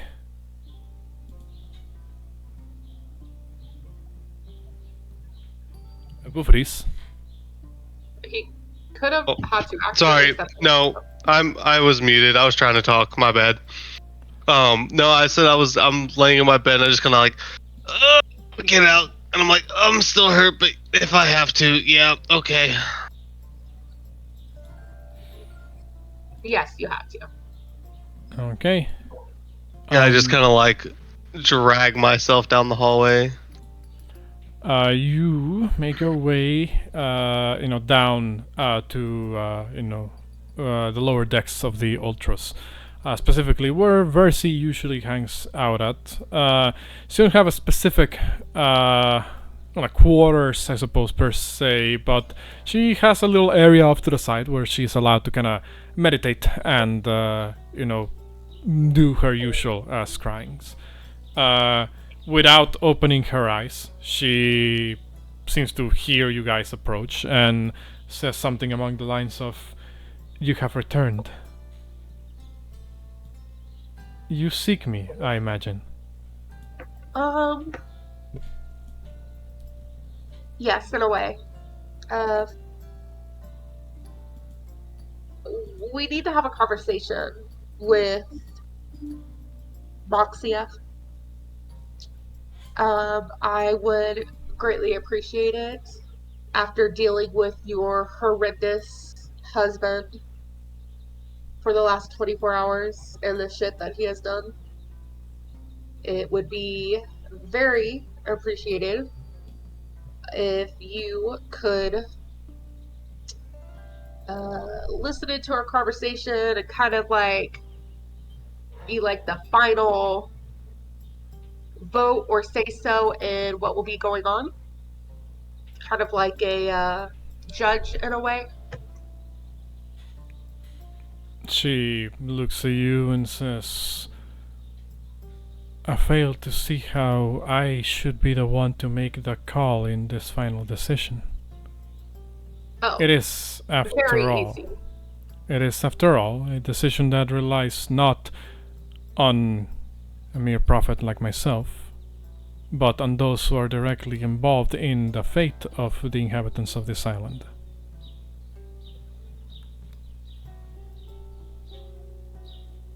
We will be talking to them tomorrow about said thing. But because your husband's intellect is lacking severely, having any type of conversations with anyone tends to be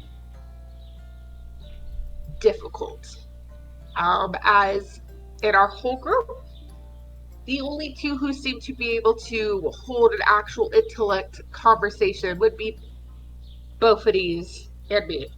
But unfortunately, as what has inspired on the island before we came here, I can already tell that he and I are actually on opposite ends of the idea of what needs to happen. So we need a third. And unfortunately, going down the line of the most intellectual people on this ship, it's you. It's you. Because Auntie Kyra will be biased for me. So it's you. So, sorry, I don't know what else to tell you.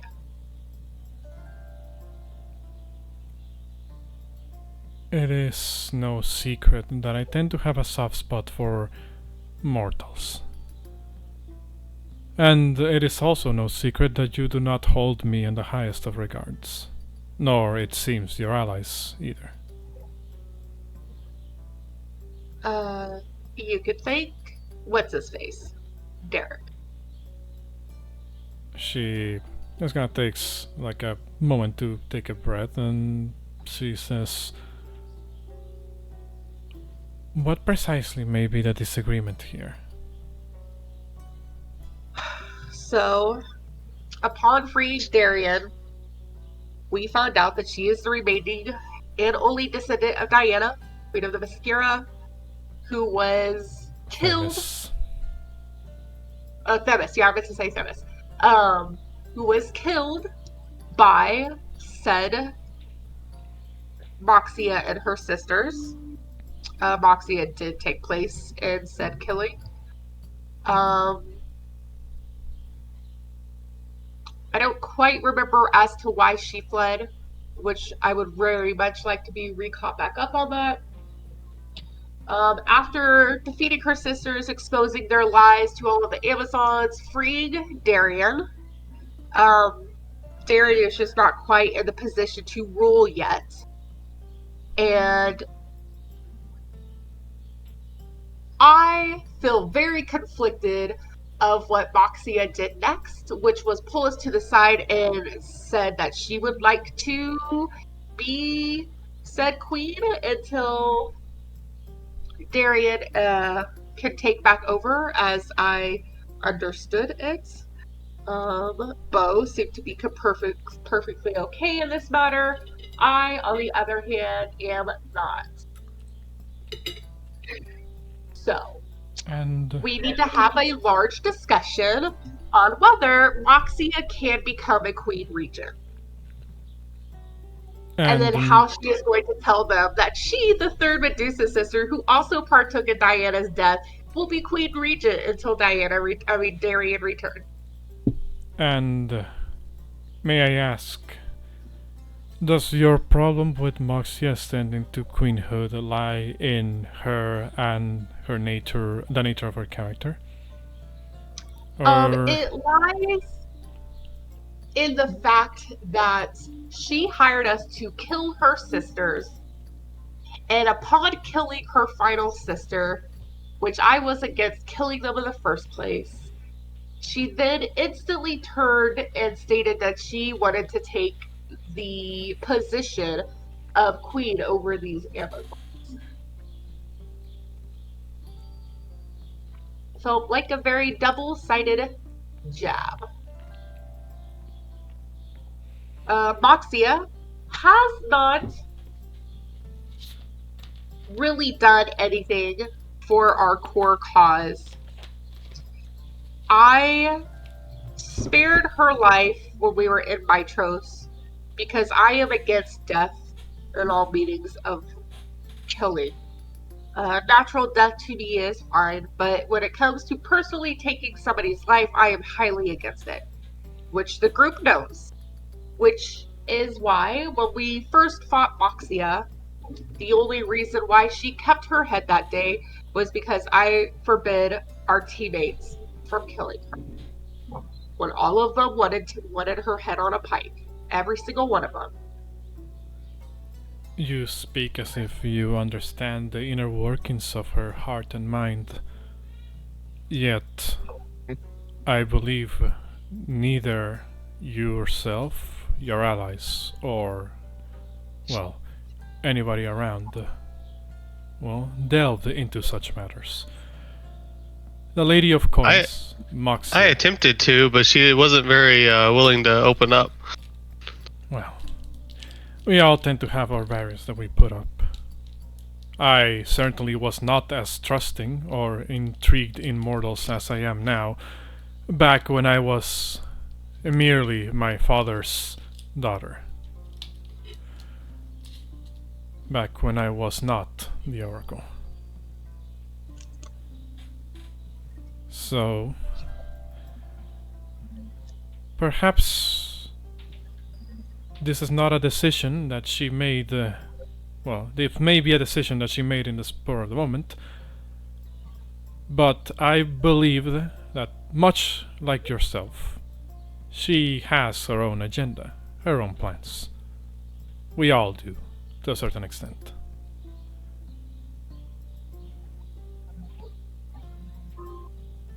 If your problem lies in the fact that she did not consult you in the matter of this particular course of action, well, need I remind you that you met her as the leader of a rather shady syndicate. She has a knack for subterfuge, or so I understand. And, well, she seems to have developed a shell of sorts that is rather tough to crack. There I believe it's quite difficult to do so. Now, if you want my opinion as to whether I believe that the Lady of Coins, Moxena, however she goes by nowadays, is meant to rule the Amazons, I will answer that with another question. Since you know that Darien is ill-prepared, who else would there be to rule?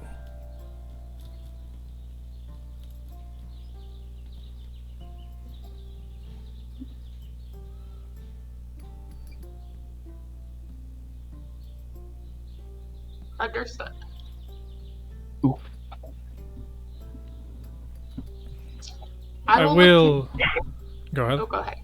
No, go ahead. I will say, Moxia's allegiances, shall we say, hanging in the balance. As the saying goes, absolute power corrupts absolutely. There is a possibility that she may fall back on her wicked ways, but as it stands now, her becoming the Queen of the Amazons may yet lead to a favorable outcome in the short term for us. We would gain a rather formidable ally with a position of power. The same could, of course, be said of Darien. Should her people be convinced to allow her into the throne despite her inexperience? There is, of course, the chance that she may crumble under the weight of responsibility. Though, I have no doubt in my mind that she will be a fair and just leader, which is perhaps what the Amazons are looking for. In truth, there's merit to both sides taking the throne. It is only a matter of, well, how much we are willing to do for each of them.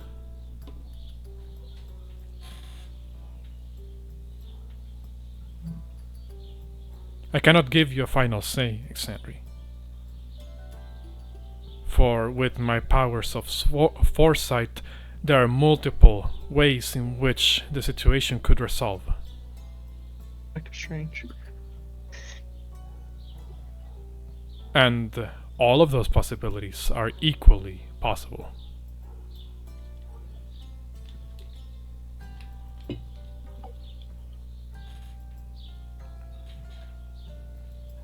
Understood. Thank you for your input, Versailles. Versi. Versi, whatever. I honestly don't even think my character would care to correct herself, to be honest. Okay. What's it called? She looks over at you, Bouxfhades, because presumably Exandria dragged you along to this. And Because he's on the opposite end of this feud. says, I've heard Exandria speak, but I have not heard you speak. What is it that you wish would happen, Bouxfhades? Well, to be honest, I half agree with Xandri that Darian is too young to rule. I mean, I feel, like you said, she would be just, but I feel like she's just too inexperienced to rule an entire people.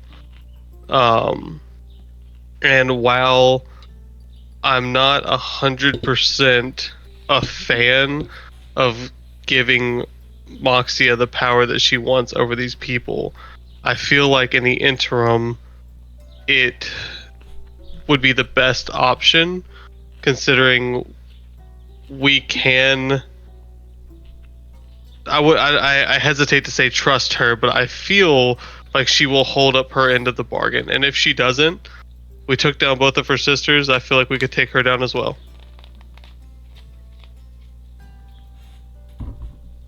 While violence is a tool to get what many want, it is not often one that should be resorted to too often.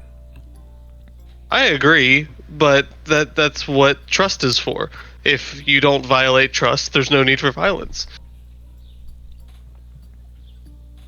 Do you believe Moxia will violate your trust? I don't believe that she will, after the conversation I had with her. I believe she will truly hold up her end of the bargain deal.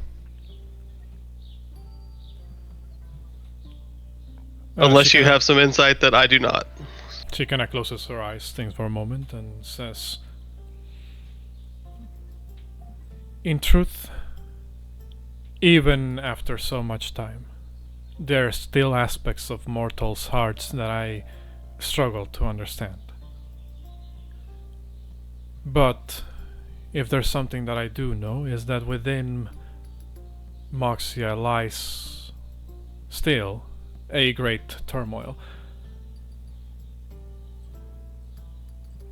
One that... And what do you see inside of me? Within you, I see an uneven sea. I see a man who fluctuates between deciding what is right and wrong, but follows his own way nonetheless. I see a man who seeks to attain enough strength to face the cruelness of this world head on, but not without his fair share of luxuries. You see that she actually eyes up the helmet on your head when she says this. I just kind of look her up and down and say, fair enough. So, are you saying that I am wrong to put my trust in Moxia? I'm not saying that you're wrong or right to put your trust in anyone. What I'm saying is that the people who you place your trust in may have a hand in creating the uneven sea that's in front of you. Or to calm it down.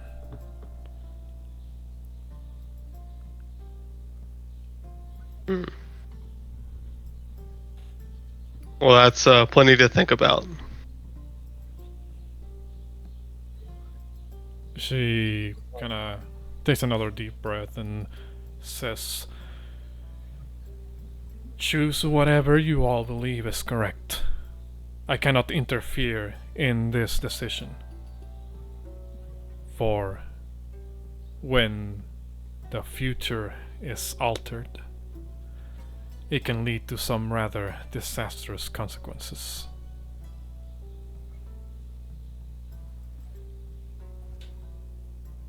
If you wish, Thank you for your inputs. if you wish, I could use my divination to try to discern what boons or woes this course of action will take. Though it is rather a banal way of using my gifts.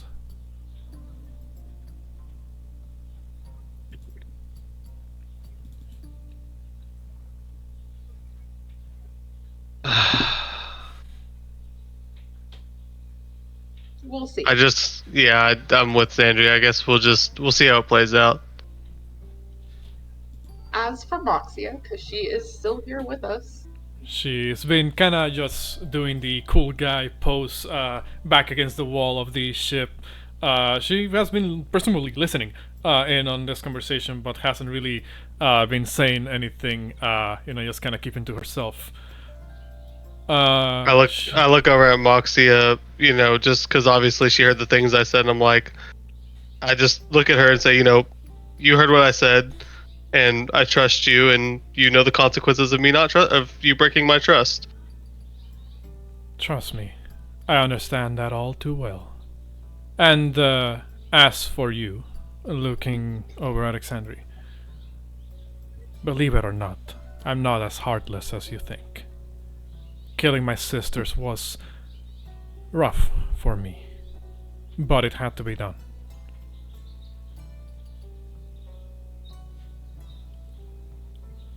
In fact, I'll let you in on a little secret.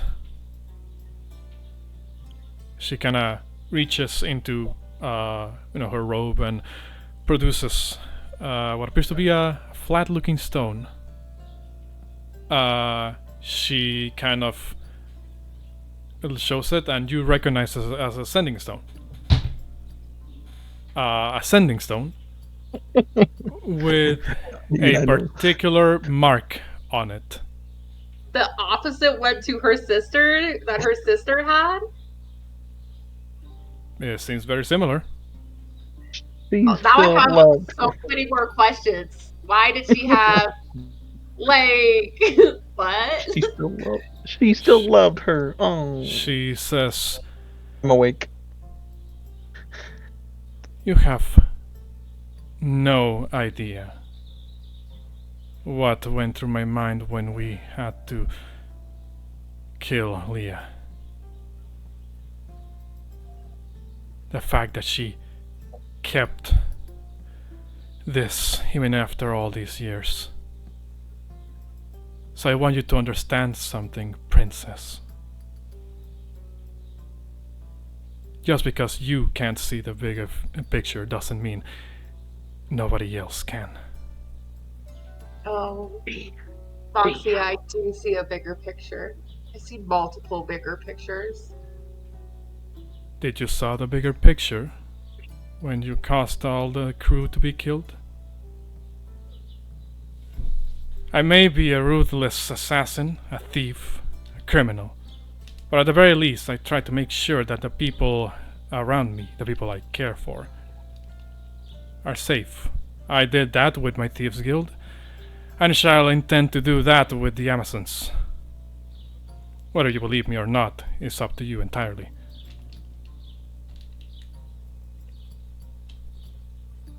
I look at Xandria and I say, I'm technically the same way. I'm a thief and killer, but, I do my best to protect everyone. I see what she's saying.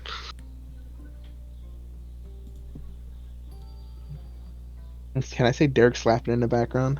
Giggling. No, you're not there. I purposely didn't bring you so I didn't kill you. What do you mean? It's in my room. What are you talking about? I was sleeping. Moxia takes a deep breath and says, "Don't get me wrong. I will forever be grateful to all of you for not killing me in the Colossus. And if it matters at all, I am genuinely deeply sorry for having to kidnap your brother's mom. In fact, I wish nothing but the worst on Hexia. She has kept a lot of people under her thumb for far too long.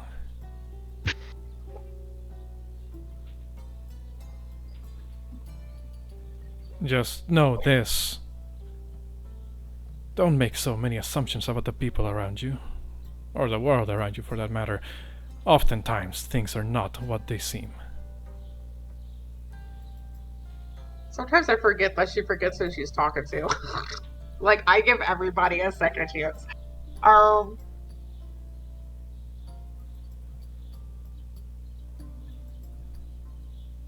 Now, I'll be sure to get some good rest in. Tomorrow a long day awaits both for you and me. I just look at her. I'm like, "You're gonna help us kill the Hydra?" Okay, cough, cough. Oh If no, it- she will help obtain the sword from within the Hydra. She wants to be Queen's Regent here. She can help us deal with the pet infestation within the lair. She looks over and says, "Of course, if it means that I gain, if this is a way to gain the trust of the people, then I'll do just that." It would show her strength, which the Amazons care a lot about. After But that, Moxia, just so you're aware, you're just the Queen's Regent until Darian becomes more mature in her ways and can come home and take over as Queen. for however You long understand that that's correct? takes. Yes, I understand. However long that takes.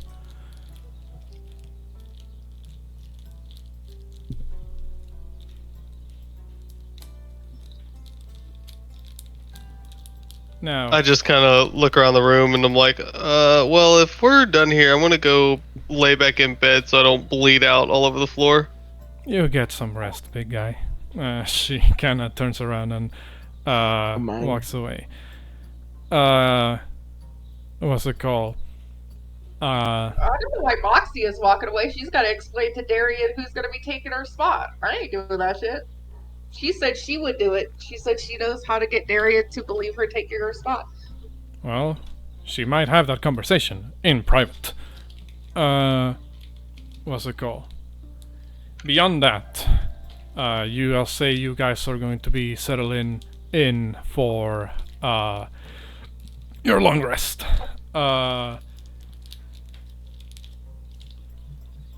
Unless anybody else wants to do anything before the long rest. Ask him to leave my room because I'm sleeping. Okay. Why would you? What? What? It's not. I will look at.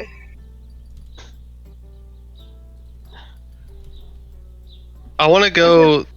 I want to go up to my little lizard and give it some kind of a snack. I don't know what we have available on the boat, but I want to give my little pet a snack and check on her, see how she's doing, see if she's still depresso. Forgot that's the name of it, right? Depresso. That's what he named it, right? What? That's what you named your lizard, right? Depresso. No. Depresso? You should have. Espresso depresso. What's it called? I named her Tethys.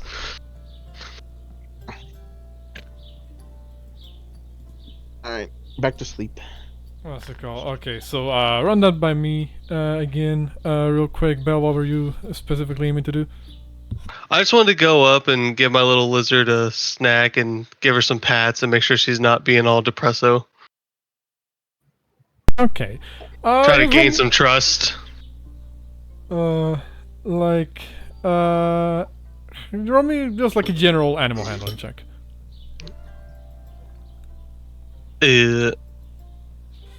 Oof. Not too much in the way of progress, but she's at the very least accepting, like the food.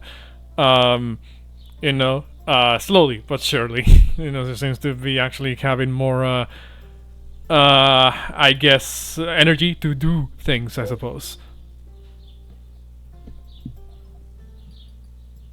I know she can't understand me, but I just tell her that it's gonna be okay, and you'll get better. Just looks at you with its lizard face, and it just gives you does like the like the blink, the lizard blink, but with like the slit pupil, well, not the slit what's it called, eyelid rather, one that goes vertical, and just kind of seems to acknowledge, at the very least, on some degree, acknowledge you before chowing down on the rest of the food. And then I'm just gonna sit there for a few minutes with it, and after a little while, I'll get up and tell it goodnight, and then go back down to bed. Okay. So, anybody else want to do something before the long rest? I just want to catch some Z's. All right. Then leave my room. If nobody else is doing anything before the long rest, you guys will be able to take a long rest. What's it called? Now,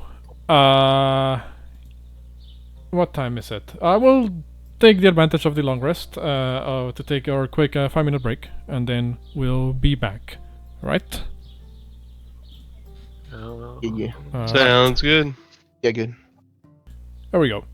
All right, we're back. He actually said that he was so sleepy he was going to bed. I mean, hey. What Pumo did? It's not. I try to give people equally opportunity to do stuff, in the game, and it's up to him if he doesn't take them and decides to fall asleep. No, it's his fault. He stayed up till 5 a.m. watching T1 lose. I don't know what that is. Me either. I'm lost on that League one. of Legends team. Okay, Oh, gross. Whatever. Point is, time passes. What's it called? And you guys will get your long rest in. What's it called? Nothing really happens during the sleeping. It just, you guys get your good, night of sleep. And eventually, the dawn comes, and you feel mighty refreshed.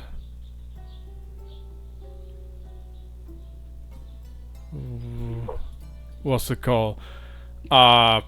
Life starts pretty early in the morning for the people of the Ultras. Between the constant sort of like uneasiness of trying to keep a fair distance away from the Island of Themis while also keeping watch for the potential scouts that are still lingering around the area. Now there's a lot more people in the ship. There are lots of movement, lots of talking. Bront and Steros, their accommodations are not really accommodations, they're more like just given a segment of the ship where they can barely move around well enough. What's it called? Strangely enough, those of you who would be the first few up, and go to the upper deck of the ship, would notice that Darian is actually kind of sitting by the edge of the ship, just kind of looking at the distance, at the island. Who was Darian? Yes, Darian. Is Wizzy Lizzy with her? I would have told him to be her best friend for a while. It is. What's it called? Have Bronx fix the bird again? You would have actually seen that she does have the mechanical Stimfei on her shoulder once again. What's it called? Fully operational, seemingly. What's it called? Wizard would be around, so around her. Funnily enough, not too far away from the the Darian. I'll say probably like 30-40 feet away. You would actually see Moxia on with her disguise, kind of still also kind of looking over yonder to the Island of Themis. What's it called? Life seems to be going to the best of the capabilities, I suppose, with the current crew of the Ultras. What do you guys do? I head over to Moxia. She looks over.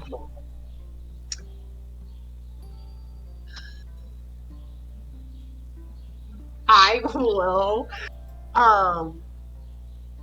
say you're sending stone. It is attached to this one, correct? And I hold up the one that I took from Leah. She takes a deep breath and says, "Yes, we had those carved out when we were children. And I kept hers and I kept mine, even long after I was exiled." And you guys never spoke to each other, even though you both kept it? It was not something that we would have wanted.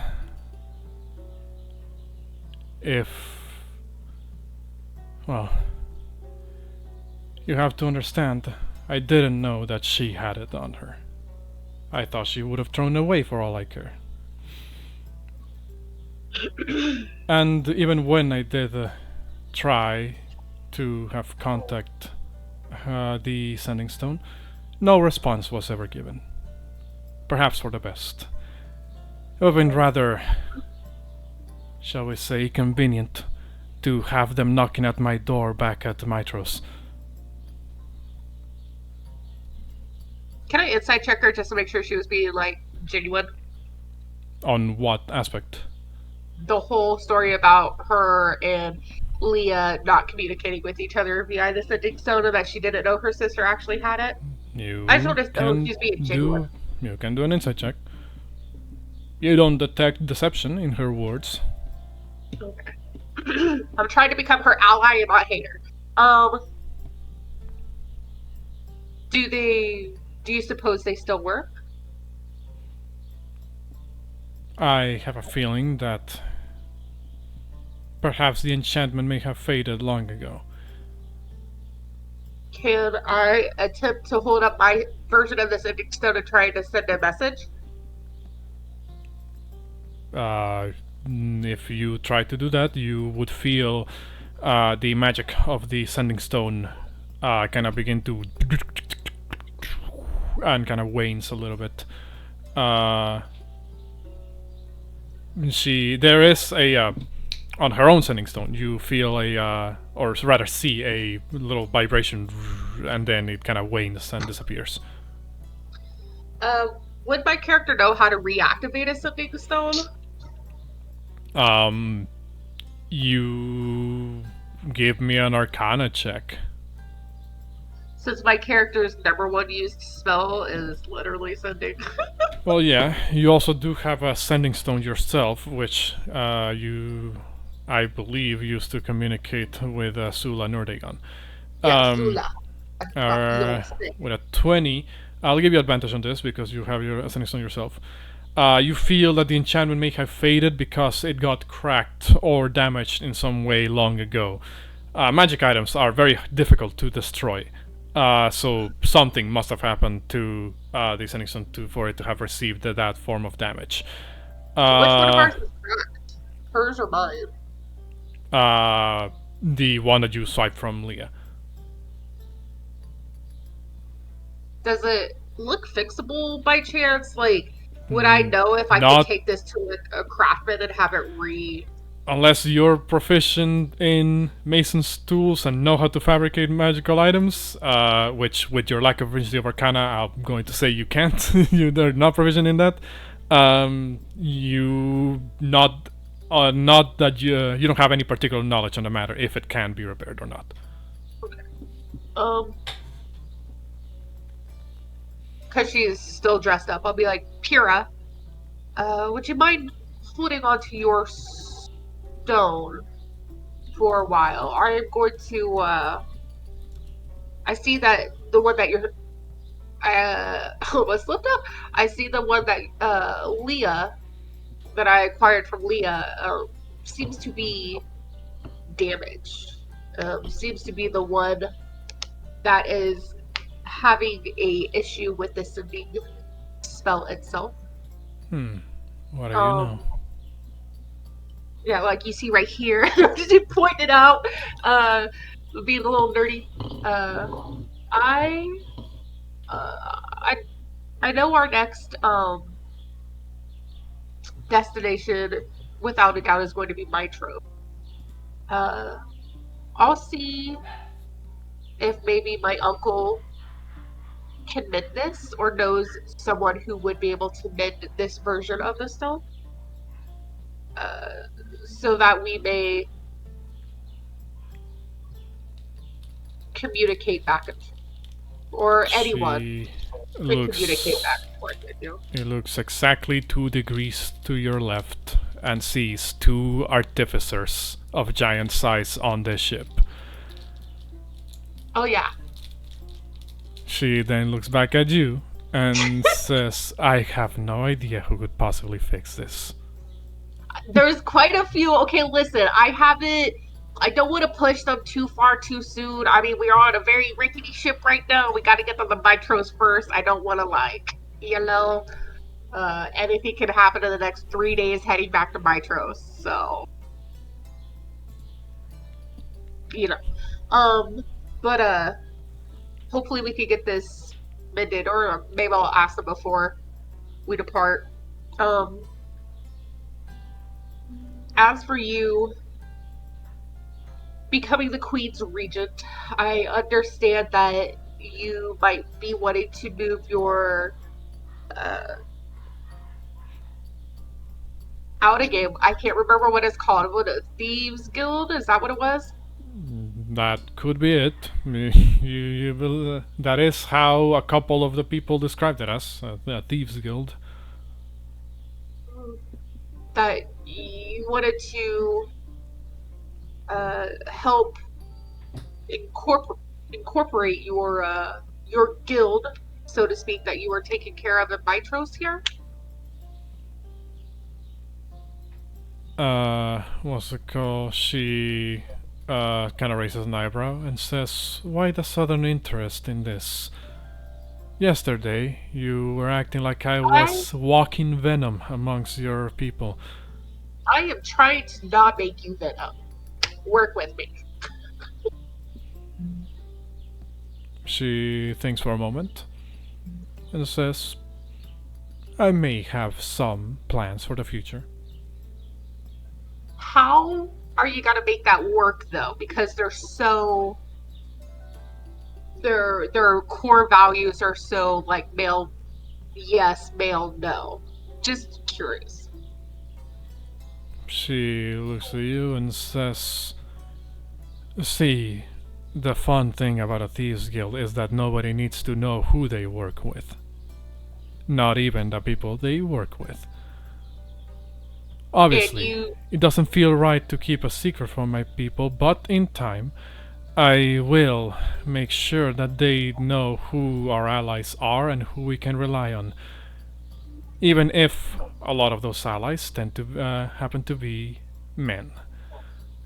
The point here being, however, that just because the people back home don't particularly align with, shall we say, virtuous methods, it doesn't mean that their skills can't be put to good use.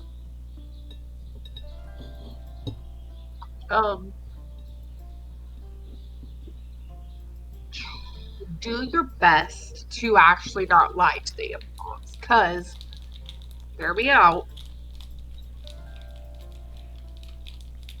when the day comes where Daria can return home, take her place as queen,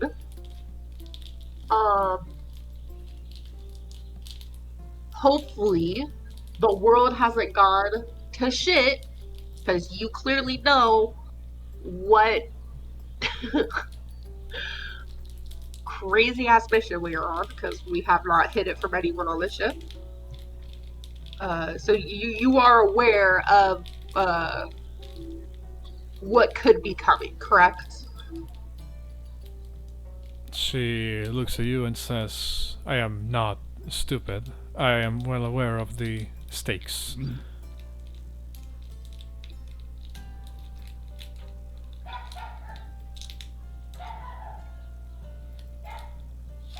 So yes, I do know what could be coming.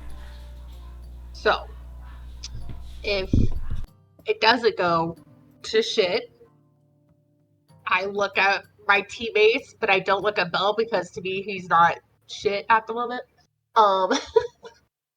Rude. They're questionable. No, I meant like, you know, like your intelligence is higher than theirs. That's what I meant. Oh. Rude no, towards them, not you. No, I heard Bell ain't shit on my. That's what I heard. I heard you're like, Bell ain't shit. I don't care about him. No. I meant like he's not shit as in like, at least I know if I need to talk, who I'm taking with me. So you meant I'm literally not shit, not that I am shit. Yeah, that you're literally not poop. You're a flower. In the intellectual realm.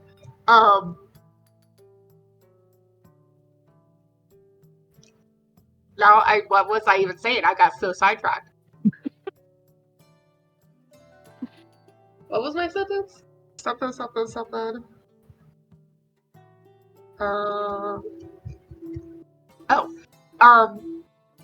Hopefully,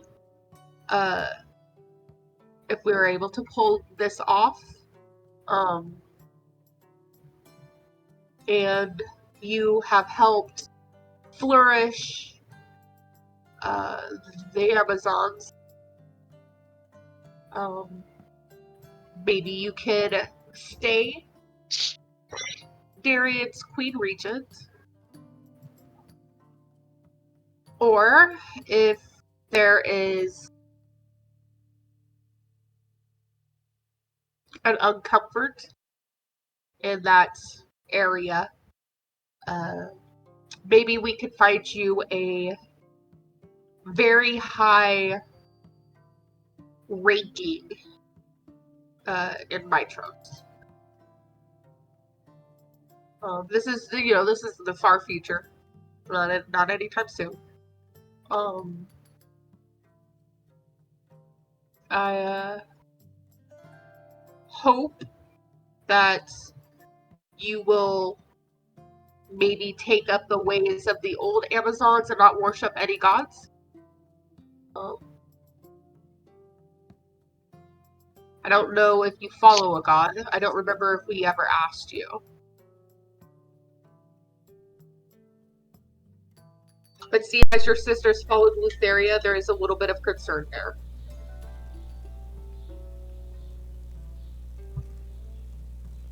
She just kind of raises an eyebrow, but just kind of says, I assure you, I will make sure that everything goes swimmingly here in Themis.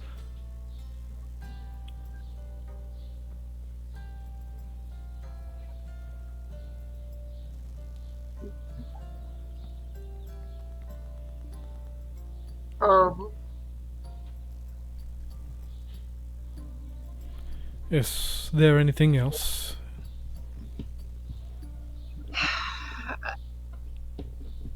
Have you spoken to Darian yet about who you are and that you will be becoming Queen's Regent? I do not feel like this is a conversation I should be fighting for. I feel like you've gotten a yes from Belle. You've gotten a sort of yes from the Prophet. I am willing to say yes as well. Although I am still a little hurt as to how it came about, seen as finding people to trust is hard to come by. You heard that I didn't propose you as the next Queen of the Amazons. No, God no, I don't want to stay here. Well, suit yourself. To answer your question, I did talk with Darian late into the wee hours of the night, just to make sure that nobody would bother us. Thankfully, your goddess of music was around when the conversation happened. She made sure that Darian wouldn't put a knife to my neck.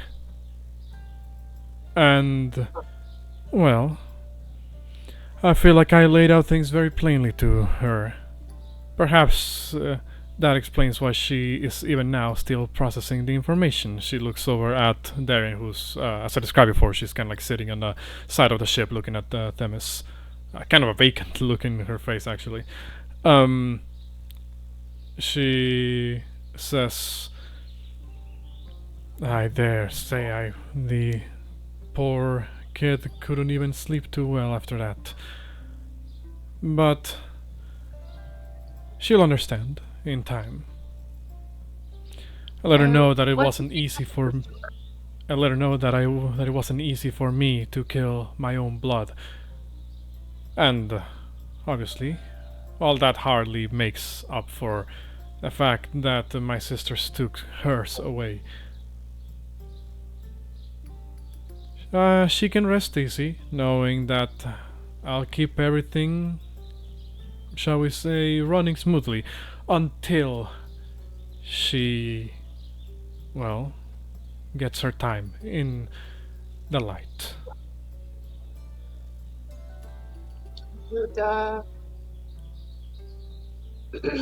Like I stated, in the future, when she does come back, if there is no longer a mantle here for you and what you do, would you be willing to come back to Mitros and take up a more leading role there? Not queen, not king. Sister and I have something in the works. We're going to try something a little differently, but definitely be up on a leadership role, so to speak. A tempting offer. I'll consider it. Being in a official position of power is still something, well, that's going to be new to me.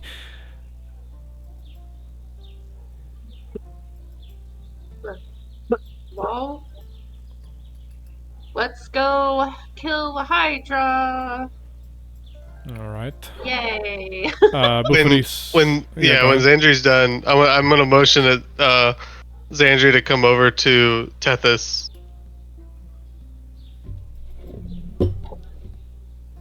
Could you message me over here to talk to Tethys today? Yeah, if you don't mind, if you have a second. I think we have a Hydra to slay. If we make Yeah. it through the Hydra fight, I could talk to her for you all night. Right, but I wanted to see if she would come with us today so we could do a little bonding. You want a Hydra to eat? No. She's gonna stay outside. I just want to take her with us so that I can bond with her while we're on the way. Just take her with us. But I just want to make sure that she understands that I'm a friend and not food. You want me to waste a spell to speak to your animal? It's not a spell. You have the amulet thingy. No, it casts a spell from my read. I can only use it twice a day. Well, are you gonna speak to any other animals today? Oh, Lizzie is coming with us, so probably.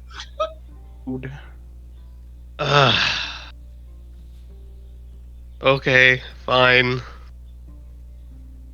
No offense.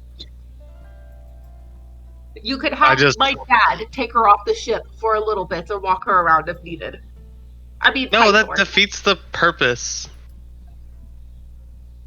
It's okay. I'll go We'll figure it out. You'll have 3 days, or you'll have a whole day to walk around with her. I guess. We won't be in immediate danger. We're not in immediate danger now. We will be in immediate danger later today. And what if I need to ask Lizzie to run off and get help? He's smart. You can talk to him without actually talking to him. I walk away from both of these. Okay. I go over to our artificers real quick though, and kind of hand him over Leah's stone and be like, Is there any way to mend this? I would pay you. Steros looks at it. Bront looks at it. Says, "You'll have it within the day." Why, thank you. What do you like your payment in the shape and or form of? They both look at each other. What's it called? They look back at you, and they say in unison, "Gold." Gold. Okay. I'll see you guys later, and I'll trade you some gold for fixing this older relic. Thank you. What's it called? They, kind of look at it as you walk away. Alright. So you guys will grab all of your stuff, grab the people that you chose to bring along. What's it called? And you will be heading back to the Island of Themis through the rowboats. You guys make it to the shore with little issue. There seems to have been a what's it called? There seems to have been a couple of temporary forward camps set up by the Amazons, almost like around the shoreline where the Ultras is currently at. What's it called? That see you as you approach. Some of the Amazons give kind of like the signal to the others to, to not do anything, to stand down for now. One of them yells out, "You approach once again, outsiders. What purpose?" Kill the Hydra, talk about the Queen's Regent, get out of your guys' hair, and bless you guys with a beautiful year. You seek to slay Thessilia's pet.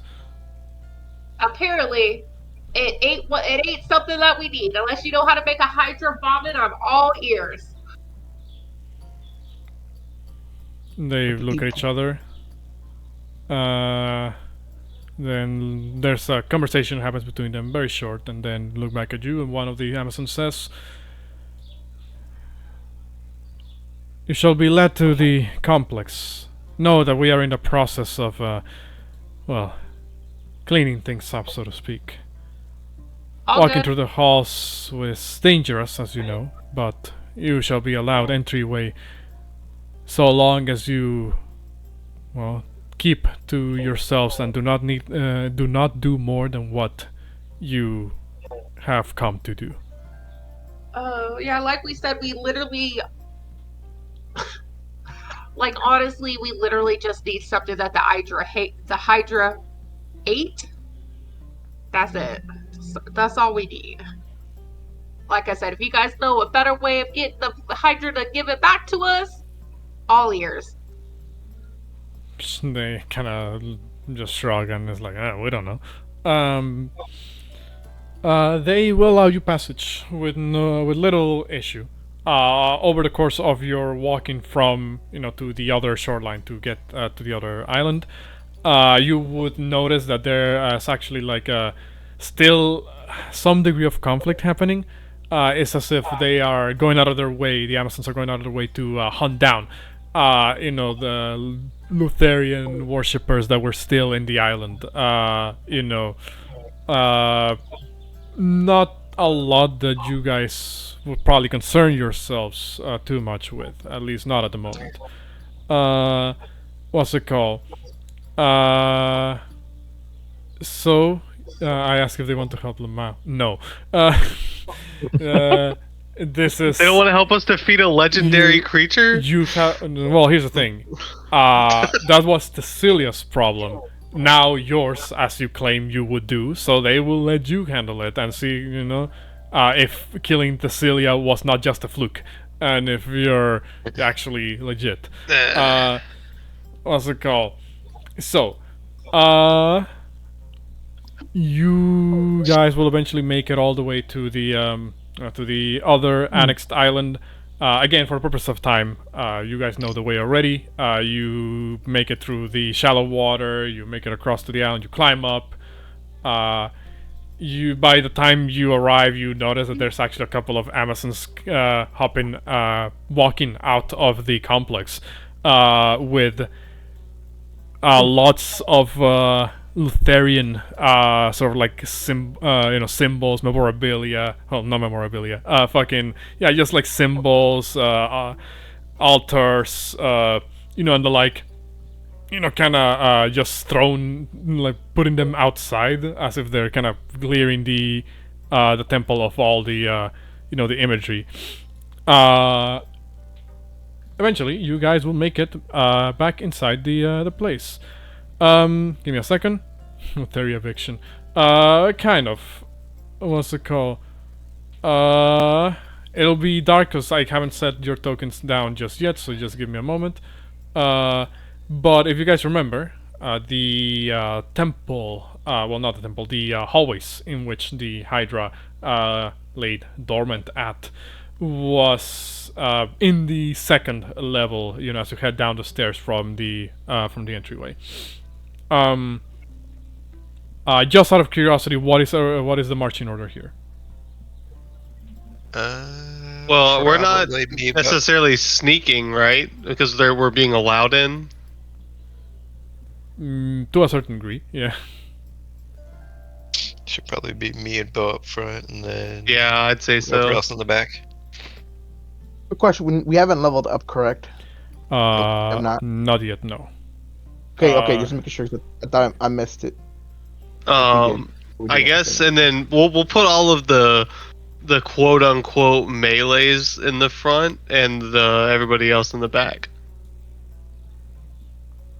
Okay, so Porunga over here in the back, Sandri over here in the back. Oh, did Heliope say she was coming too, or did she decide to stay behind? I don't remember what. Asked her to do so, she would have begrudgingly I thought we accepted. Yeah. We did. I just couldn't remember what she said. No, nothing. I'm good, fam. There we But go. okay, so I'll be casting a spell. I'll be preparing a spell. The back. what Also- spell are you preparing, Derek? Let's see. I gotta double check which ones I actually want to use and not get myself killed. just let's leave the stone guy out of it this time. Fine. We're 2-0 on that. I need some wind. I need wind. I need fire. I need water. Are you gonna help out here, buddy? Have anything that I can use? Do we have something with Did he lightning just ask, or? Did he just ask to summon a fire elemental? That one sounds like it'd fuck us up, bro. Yeah. I mean, Whoa, I what- mean, if you need water, I can spit on you. Calm down, buddy. I don't need that. I get that from Restore Coinway. I'm gonna look at Garrett, and I'm gonna be like, listen. Until you're more astute at maintaining concentration, I didn't if you summon, listen. No, because you're not proficient in Constitution saving throws. Listen. Match. If you summon one of your little elementals, please, for the love of God, hide. Physically hide and just let it fight for you. Use that invisibility you're so proud of. Oh yeah, I forgot I can do that. Oh, I forgot I can do that. Derp. Like, just please, I can do that. because like I don't like. I understand. Like it was doing work. It was doing work. I won't lie. Your elemental was doing some pretty good work. But hear me out. Your dumbass ran up point blank on a Medusa. Point blank, like, hi, my name's Derek. Hit me, please. But guess what? Where- I'm gonna turn this where was stone. your So brain? it worked. It worked until it didn't. No. If I summon something that can in return start beating my own teammate's ass, I would not run up and get meleeed by something. I would stay far away. I would hide That's what behind I'm cover. trying to do. That's what I'm trying to do. We should definitely not have the elemental this fight, because there's so many things that could go wrong. Yeah, Well, for one, is the elemental in water? Oh no, it's But the hear me out. Hear me out. A fire elemental could be very, very useful here That's we true. have any fire. because But what do metal workers do? They use fire to mold, morph and shape their metal. So we don't really know what this Hydra's weakness is. Nobody was able to tell us. I talked to Pythor, and he said that even though he doesn't know its weaknesses, he was pretty sure that our magical weapons will have some effect on it. Okay, but will that stop it from growing heads? I don't know. We don't know how to stop it from growing heads. But what if fire makes its heads grow back slower? Because, like heated metal, melted metal. Or What if when the it metal comes will to have head, to cool down before it can grow the head again? So fire could be a good element to summon. As long as you stay hidden. well, I need to make a fire then, and like have it somewhere around me to then make the elemental appear. Where are we on this shit? On this? Can someone teach me? Well, yeah, I moved you already to the map. You're all here. Can we also long rest Porunga? He still looks rather beat up. No, he's been long rested. I just haven't pulled up his sheet yet. Oh, okay. Does any of us have a flame? Yes, Porunga does. Fire. Oh yes. Oh, you're right. The one that can't breathe fire. You're right. Oh my god. Mad. That is always Please, for the love of everything, DM, please make Derek's dragon not fire element. Please. No, it's a roll. I will pay you $100 to make his dragon a different element. No, breathe fire. What's it called? It is what it is. What's it called? Lightning, ice, necrotic, poison, wind, I don't care. I will physically pay you to make sure it's not fire. No. I can't say anything. Wait, where's Moxia? She said she was coming. Sorry. Oh yeah, no, Moxia is definitely here. I forgot to put her down. Give me a second. So is our field medic Wizzy Lizzie. But I'll drag him out. Don't worry. Put her there. How in the ever living fuck does Porunga have more HP than me? Hello? Oh, he must have rolled really well. He must have rolled really well. That makes sense.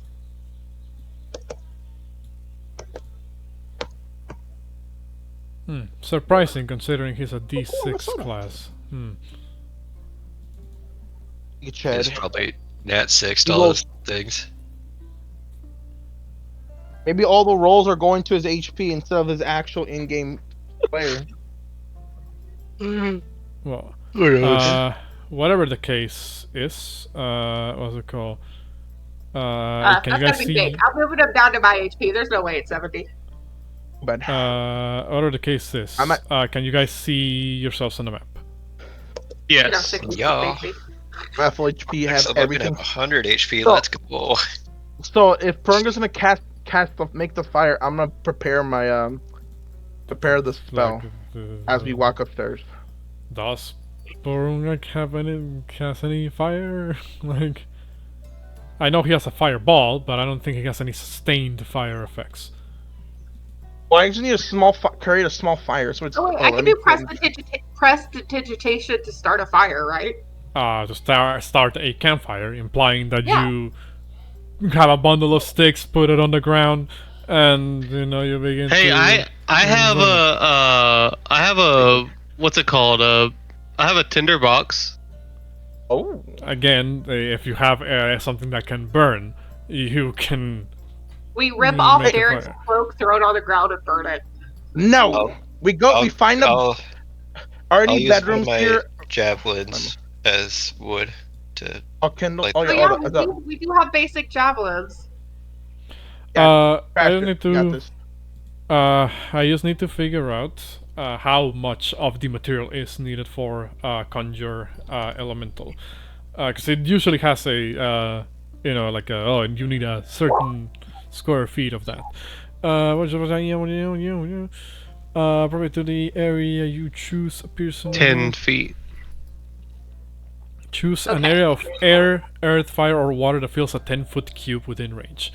So Yeah, well, the rock one is kind of easy to do because it's rock or dirt anywhere. What's it called? But making a 10-foot fire,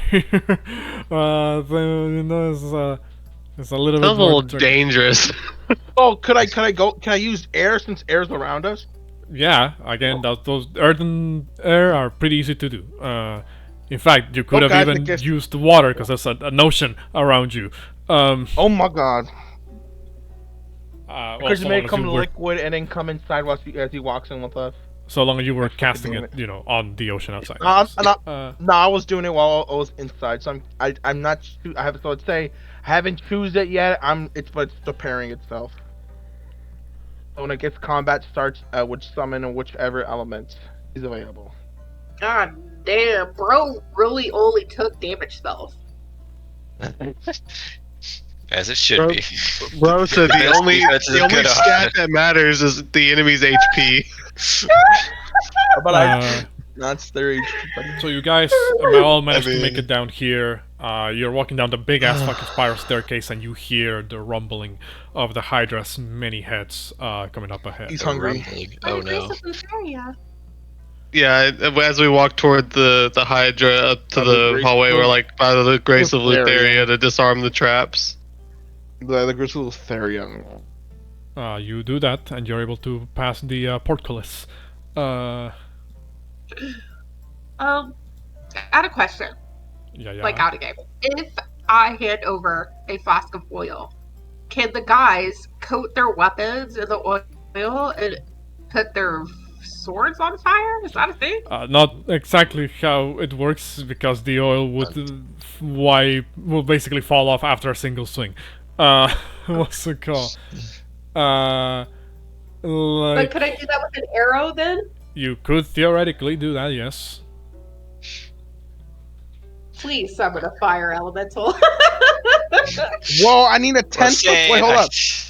Well, what about this? We grab a bunch of beds, right, and all blankets, right, catch it on fire, big bam, big fire. Yeah, we barely put it out last time though. Listen, we could go get one of those beds that we charred and burn it the rest of the way. Yeah, let's go. We can do it right now. Come on. All right, you go do that. Just remember to hide when you're done. You don't need us to escort you there. Just remember to say by the grace of Lutheria every time you pass these red dots.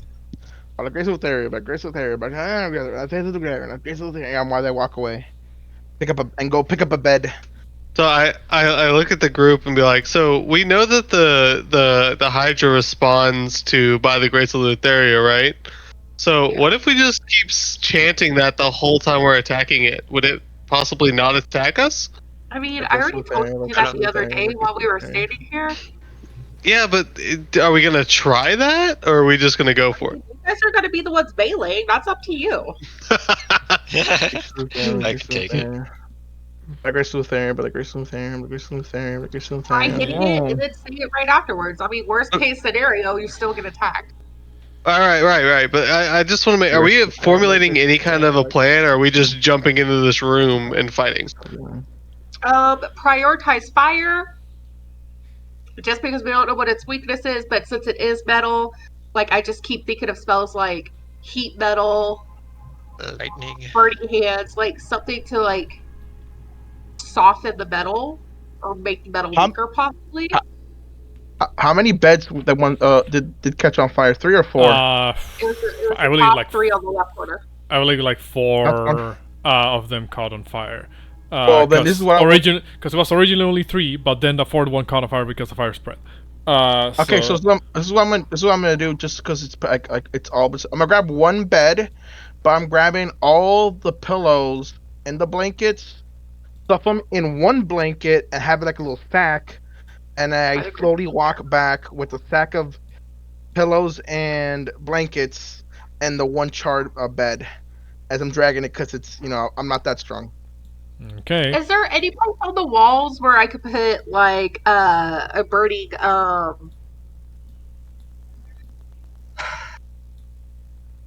my brain hurts so bad I can't think. A torch. there are scones on the walls that already have like lit torches. You can tell they've been there for a while, so they're kind of like more burning out. What's it called? Because nobody has replaced them in a while. So I know where they're at. Give me a second. Let me just mark them with. Oh, I was gonna use the wrong thing. I'm just gonna use this little maroon little dot. So, like here, here, here. Walking so slow. Thank you. And then if I go and I pour some of this oil in each of them, will they burn longer? That's not. It's not precisely that they don't have. They're not lanterns. They're torches. What's it called? So pouring oil in it would make the flame bigger a little bit, but it would still be in the process of burning out. What's it called? I'll say, while Derek is collecting the bed or whatever, you guys doing anything besides staring at the Hydra? I'm probably replacing 2 of the torches with 2 new torches. Okay. I'm just standing there trying not to piss myself, because we have no fucking plan. What do you mean? I have a plan. My fire I- elemental. What do you mean? No plan. So- Syringe. Upon You melee's gonna come up with your own plan. I don't know what to tell you. so Good luck. Moxie, High space a lot. I don't know. Moxie looks at the creature beyond the holes in the wall, as its heads, multiple heads are looking in your direction. What's it called? Moxie just says, I'm starting to believe that this thing might have been under some form of a, shall we say, bad end of a deal. Something gives me the impression, I think. Go ahead. You would care to explain? Well, they say that those who wrong the Titans can be afflicted by some nasty curses. But who's to say that those curses only extended to humanoid individuals? So you're saying Lutheria's pet Hydra betrayed her, so she turned it into a metal Hydra? I'm not sure if specifically the Hydra wronged Lutheria, but rather that it may have been on the receiving end of one of her cursed-like magics. And the green sword there. Can I count the heads while we're standing here? Roll me a perception check. 18. 1, 2, 3. Stop moving! My green sword. My grace Was I able to replace at least these 2 torches? Yeah, we'll say you were able to replace them. Derek, you need to say it all the while moving. Then you just need to say it once. That's what I did. As soon as I passed it, the grace smooth area. On the grace smooth area. What's it called? Like a Grace zombie smooth walking down the area. hallway. So My he grace doesn't smooth forget. area. So, I hate just to saying it quickly, so much in my brain. just to quickly answer what you're asking there, Drakgar, adamantium weapons count as magical for the purposes of overcoming resistances. What's it called? So yeah, they but they are explicitly only effective against objects, but they do count as magical. What's it called? Also with that 17 perception, 1, 2, 3, 4, 5, 6, 7, 8, 9, 10. You were off by 1 number. Damn. I was like, guys, it's got 10 heads, not 9. That's fine. Dengren says, "Well, now I feel bamboozled." I did say 9-ish, Dingren. 9-ish. Give or take plus minus 1. My grace smooth area. We heard of stories of Hydras back at Waterdeep, but I've never seen anything like this. Is this type of Hydra native to this plane? Oh, yes. Yeah. They're everywhere. On every island we've been on. Oh, Wait, is Yeah, it? I we've abandoned it. slain- Oh wait, maybe it we've was in a slain every stomach. Never single mind. one. Ignore me. Eventually, Derek, you come back dragging the fucking what remains of the bed with the blanket and the pillows. All right, Derek, you got here. You're good. You're good. You're good, bro. I hate that thing so much. Man, can we just kill her now? I don't know. Since I had a 17 perception check, what does the drop look? Is this like if we were to go through this hole down to the Hydra? What is the drop? It's not a drop per se. It's just like a little incline. Not anything significant actually. You can just kind of walk through the thing. What's it called? If that's what you wish, that is. You do notice the Hydra's necks, for all its heads, are pretty fucking long.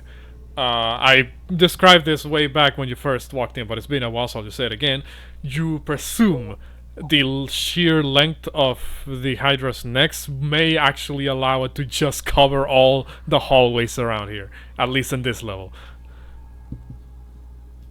Right, but the thing I guess worried about is if we let them attack through the holes and try to attack their heads, what if we do too much damage to their head? Could they not grow another one? You don't know.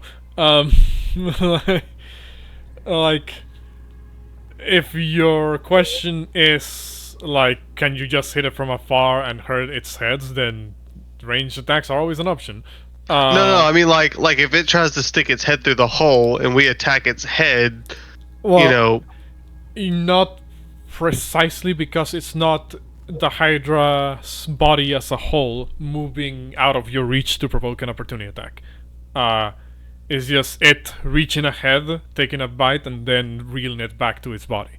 The same way why somebody attacking with, say, a halberd wouldn't provoke an up attack when they are done attacking 10 feet away from them. Okay, so for us to actually like hit it with swords, we have to be down in the room. You have to be in the room with it, yes. Mm-hmm. Great. Okay. All right, let's do this.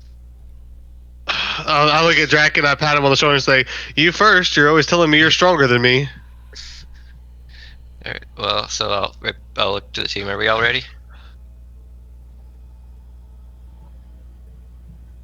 I guess. Yes. I guess not. No, well, he's summoning his fire elemental. So, Or is he AFK? I'm here. Shush. Then do it. Get off of me, Alright, Chihuahua. so- Hold up. Chihuahua's on me. Okay. All right. Let me borrow some of that oil you got, please. Sprinkle some on top of this mattress, please. I guess alright. not. Well, actually, Alexander, do you give Derek a bit of your oil to make sure the fire stays lit for a bit? A little bit of Yeah. American. Because right now in my brain, the only element that's going to work against metal is literally electricity or lightning and fire, and he can't make it a lightning elemental. It seems weird. Okay. In that case, you oil. put that down the bed, the blankets, all of that. Pour I oil don't in use it. all of it though. I give him some of it to keep it going though. No, yeah, I'm just gonna sprinkle just a little bit on top, and then sprinkle a little bit on on a pillow, and then I'm gonna try to stuff all the blankets in one pillow, so then it's like a little ball, We'll and say then it's it's like, like a, yeah, we'll say it's kind of like this. There we go. Go. yeah. Sorry. Yeah. Um. I'm gonna What's it grab one of called? these lights there on the side.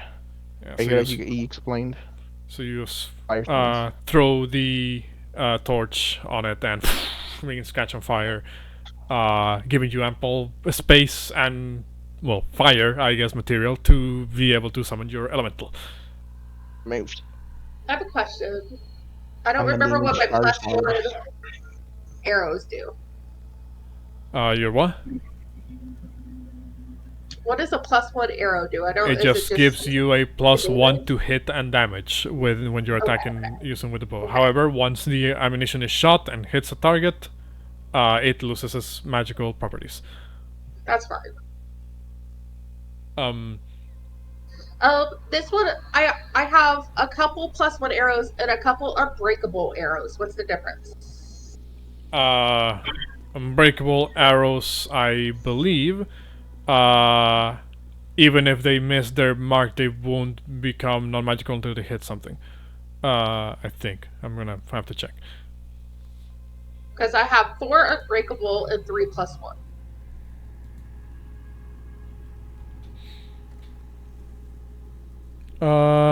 What's it called? It's still magical regardless. It just doesn't have the +1 to hit and damage. I believe that's the core thing at the moment. So what are you guys gonna do after setting up like this? I'm gonna tell all of the melee fighters to like go somewhere different and don't stand by me and Derek. Well, we have to get down in the pit, so we're not going to be near you. Yeah, but if the Hydra essentially goes before us, we're all a one-shot together. Well, it shouldn't, if we keep using the by the grace of Letheria, it shouldn't attack us until we provoke an attack on it. That's why I asked if you guys would go to different windows. Oh my god. Okay, whatever. Listen, I can't get down the hallway because you built a big ass fire. Just walk to the side of it. Oh my, y'all are killing me. I'm gonna try to one shot at once. That's worked. We could not get burned. You squeeze past the fire and walk to the other side. I'm gonna put this little camera down here with you. By the grace of the Spirit. Alright, so the Hydra's looking at you guys, getting a little bit restless that you guys are lingering too much in this floor without moving. It seems to be, getting a little bit jumpy at the moment. Is everybody else coming with me, or was I the only person moving away from Xandri? I need more people to move. You guys are all too close to Derek, who is summoning an elemental. I need y'all to go around the corner. Rudger's gonna move around the corner here. Remember, we don't want Derek to be hit so he can keep his concentration. Thengren is moving over to the side as well. Okay. Wizzy Lizzy staying back. Because he's our field medic. He's specifically here in case he has to come around the corner and drag someone away. Alright, so we're all in position. Right? Yes, I believe so. Alright, well, I look at Drac and be like, you want to start us off, buddy? So are we all attacking at the same time? 1, 2, 3 attacks? Is that what's going on? Well, we have to run at least 40 feet. I don't even know if I can make it there from here, can we? I can't see the Hydra on my screen. The moment you jump out the window, there's no way it's not attacking. Yeah, are we summoning this elemental already, or is it...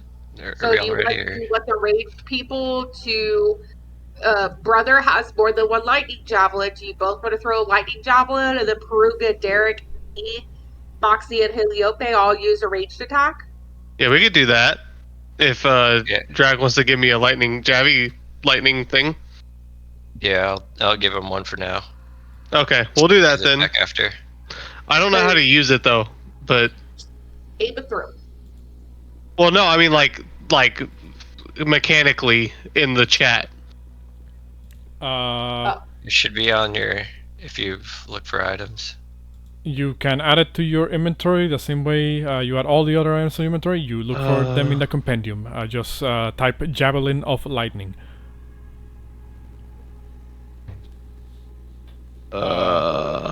So, you will see as the Hydra again sees you guys all kind of walk around. Oh, sorry, I hit my mic. You all kind of walk around it. And it's looking, again, kind of restless. You see 5 heads looking in one direction, another 5 looking the other direction. It looks almost confused as to, what are you guys doing? Why are you all just gathering around here, huh? What's it called? So what do you guys do? I'll just yell by the grace of Letheria, which will be our key tone it to everybody throw their rage spell at the Hydra, I guess. Yep. In that case, we'll And roll. mine is also a fire arrow. In that case, we'll roll initiative.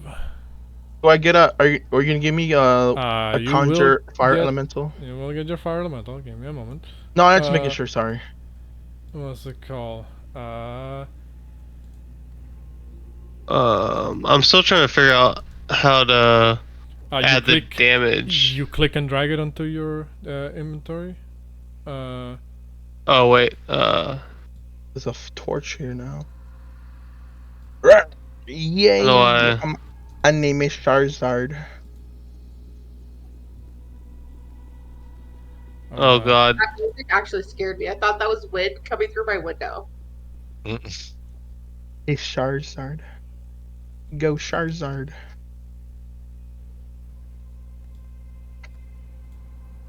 Since I could see the Hydra. I can cast my spell from afar. Feels good. You know, I must just be really dumb because I can't. It's not letting me drag it into I'll be over here. Okay, I'll be over here for.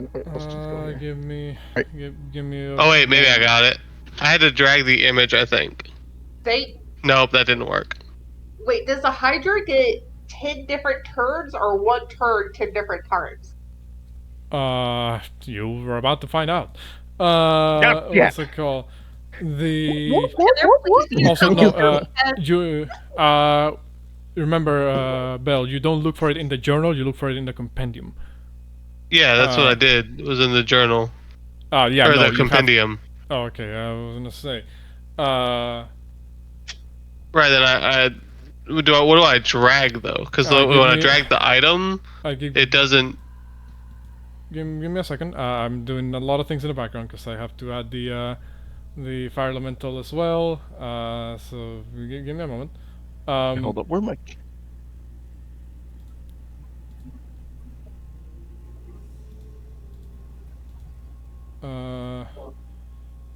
Javelin of lightning. Where the hell did you go? It was just here. Okay, and I open your thing.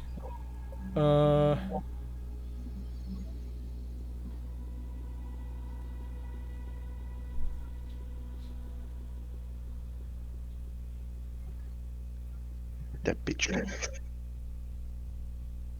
Where'd you go? All right, it should be in your inventory now. Oh, okay. Yeah, it showed up now. I don't know why it didn't work before. That was weird. Okay. Alright. And give me a second while I add the conjured fire elemental to the summons folder. If you recall how the earth elemental sheet works, it works exactly the same. It's just what's it called? Will have different abilities because of its element. I do have a question for because obviously I know how a sword can hit a earth elemental. How the hell am I going to hit a fire elemental with the sword? You'll find out. What's it called? Here you go, and now you should have access to the fire elemental, Pumo.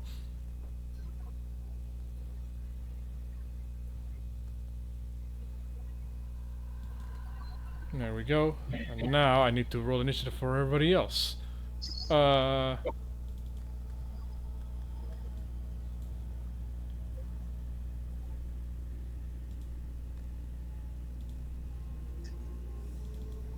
Ooh, go Shed Dengren. Yeah, he beat me. He got that dog in him.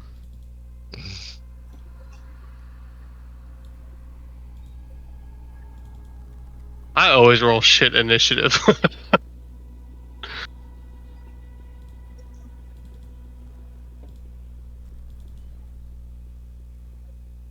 Alright. Now, here's what's gonna happen. When the Hydra notices that all of you are, well, that some of you start letting loose some attacks, it will, begin to get hostile with you guys. Let me make sure that this roll is public. Ooh, going pretty bad. Let go.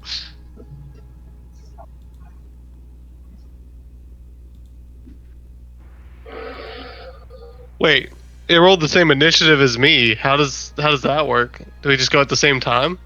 We will determine on a coin flip. Hopefully that thing's not as good as its magic card.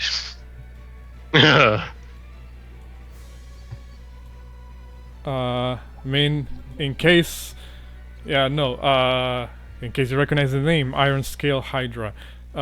It is a monster from Magic the Gathering. What's it called? So good luck spotting. Good thing spotting that. What's it called? Yeah. So, as the command is given by the Grace of Lutheria, Heliope lets loose an attack against the Iron Scale Hydra. She's gonna start out simple. First level magic missile.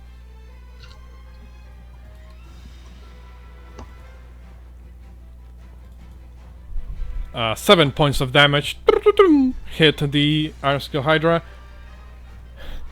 No discernible dent in its body. Though you can tell it took the brunt of the strike.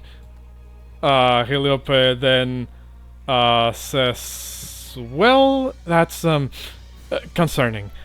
I'll just stay right here. Dengren sees you guys getting ready to throw the javelins and say, I'll run interference. As he draws a couple of daggers and his scimitar. He's going to move 5, 10, 15, 20, 25. 5, 30. He manages to make it just next to the Iron Scale Hydra. And says, over here, monster. As he will take his attacks. Yeah, he'll do 2 attacks with his scimitar. Woo! One of them does hit. Here we go. You can tell that Dengren's weapons are not particularly effective against the Hydra, but he does actually deal some damage. However, upon seeing you see as when Dengren's weapons actually cut and into the Iron Hydra, which does actually make like a dent in the otherwise like metal-like scales of the Hydra. A substance begins to seep out from the wound, and Dengren kind of looks over and says, "What?" And you hear him yell out in pain as a burst of acidic blood burst at Dengren. Dengren takes 4 points of acid damage as he's sprayed by the Hydra's acidic blood. I gotta save him. Come on, Drakgar, save him. Be careful when attacking this one. Its blood itself is acid. So that's it for Dengren. Drakgar. Okay, alright, so we're getting the surprise attack off right now? You're doing whatever action you're Or did we not? Okay. Javelin of Lightning. You got pick it up right there. You didn't 11 will miss. You didn't relentless or rage. Reckless can't be used on thrown attacks unless you're a specific subclass of Barbarian. Yeah, so bonus action of rage. And then second attack, I'm going to back one space.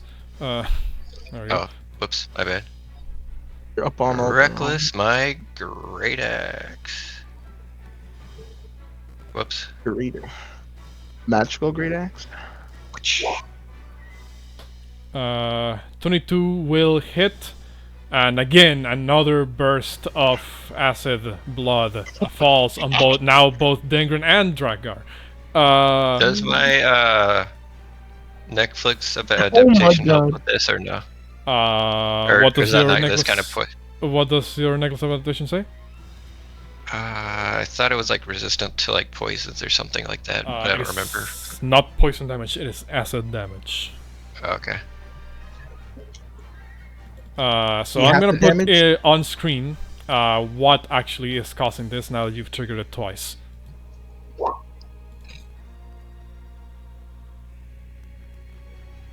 Damn it! You rolled a 2 nat 28, 2 8s. Which is just an 8 anyway, so Drakgar, as you cut into the Hydra with your magical great axe, now this time doing the full brunt of the attack, unlike Dengren's non-magical weapons. You notice that it actually does hurt the the Hydra. So hold on, that's 16. I need to check something important. Okay. Not enough to actually cut any of the heads of the Hydra, but you are making your way through its defenses. That's a good thing he said. But yeah, you take 16 points of acid damage. Oh wait. That kind of hurt. Yeah. Well, I guess since I used both my attacks, I guess that's my turn. Okay. Moxia realizes that things are about to get messy. She has a bow.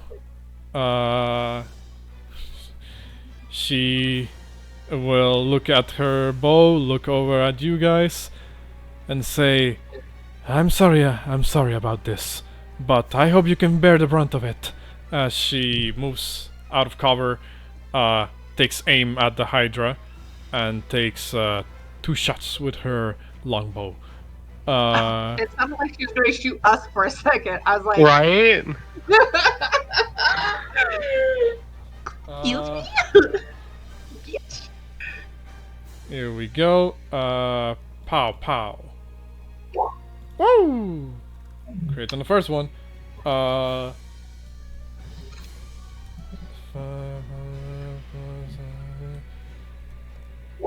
That is 27 points of damage on the Hydra. Okay. A little bit more noticeable damage on the Hydra, but that was piercing damage. So, as another 11 points of acid damage on Dengren and Drakgar. Oh my god! Wait, isn't that half for Drakgar? Drakgar is not a Bear Totem Barbarian, so he's still not resistant to acid or any other elemental damage. I mean, when he's I don't have raging. anything for acid. I only have stuff for poison. Not So even nine for raging. Damn. Nope. You guys get out of there. We need our team to start healing now. What's it called? Alright, that's it for Moxia. Rutger looks over at you, Bouxfhades, after hearing the screams of pain of your allies every time this thing is hit with an attack, and says, alright, well, things are looking pretty rough. Actually, maybe not so much. I'm sure we can deal with this. Here goes nothing. He's gonna grab his, weapon. 5, 10, 20, 25. Makes it all the way to the Hydra. Is going to attempt to take 2 swings. Oh my god. They're gonna die to acid damage more than actual damage from the Hydra. Holy crap. First one hits, second one misses. 6 points of slashing, not as effective because his weapons are not magical. And now him, Dengren, and Drakgar will take Oh my. 11 Golly. points of acid damage. Bro, you guys are gonna die to acid damage more than actual damage. Holy Dengren shit. just kind of keeps getting covered in acid and says, by the gods, cease! This thing's going to kill us. We need another strategy.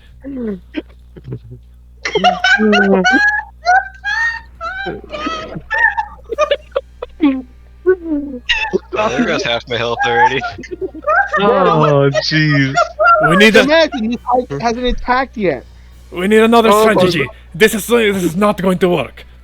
Rutger says. Dengren says. Rutger then gets splashed with the acid and says, "Ah, shit, my beard. Ah, fuck. Dengren's right. We're kind of at a disadvantage as martial folk." That's it for Rutger's turn. Derek. Also, did you roll initiative for your fire elemental? Oh no. Actually, well, fuck it. We'll just say he goes at the end of your turn. Okay, so let's. Okay, so now that he is up, I'm still gonna stand here. And what can I do? Let me see. Maybe I can help these guys. Maybe help these guys out real quick.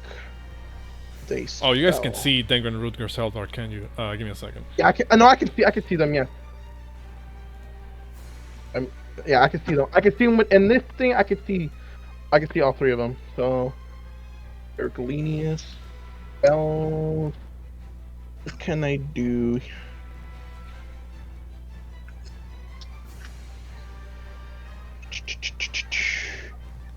I probably will use Healing Ward at level 3. On let's see, 60 feet, right? It's a 6 Healing Ward, so Dengren, since he's probably gonna die first anyway, so I'm gonna help him out. So I'm casting Healing Ward on Dengren, level 3. Mm-hmm. Okay, if I now just roll, okay, go back to meeting guys.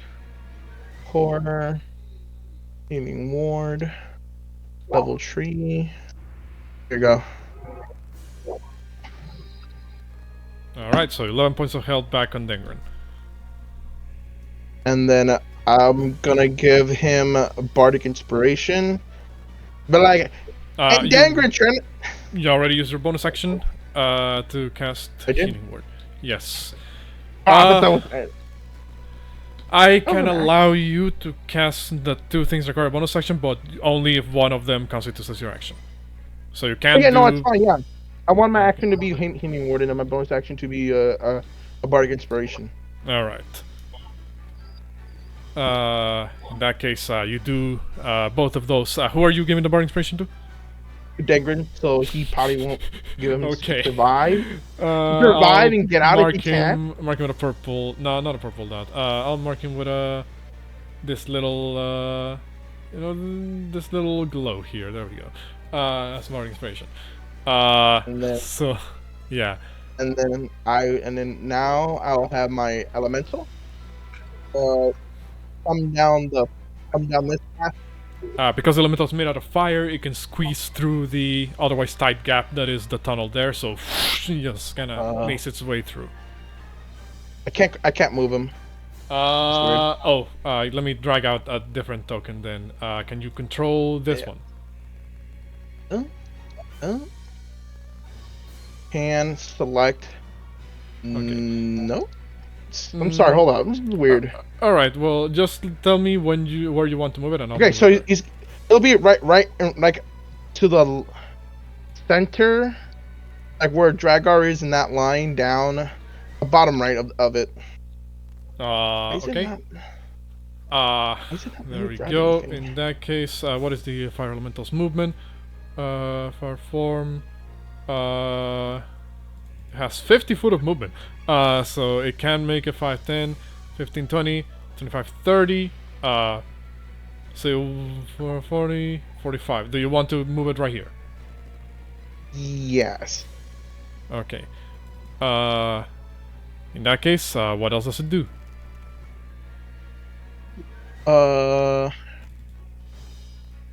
Okay, so now there, it's gonna cast the multi attack, so it doesn't do touch twice. Yes. Hits. That misses. It's always one attack that hits and one that misses on the Hydra with you guys. 15. Let's go. It takes 15 points of fire damage and it's now on fire. The Hydra does not like this. You're welcome, by the way. And where you? A high five. He's right there. And then you retract it real quick because you're like, I touched him. Ew. For right now, A+ play. And then until each takes action to dose the fire, target takes 1d10 fire damage at the start of each of its turns. Yep. So until That the means when it Hydra, starts his turn. yeah, when the Hydra's turn starts, it'll take fire damage, and Yeah. it's rather inconvenient for all of you that there's a pool of water right there, isn't there? Where? I don't see it. I actually don't. You can't see it from your position, but Drakgar can. I'm sorry. I can't. But it doesn't mean. Look, it's not gonna walk in there. So there you go.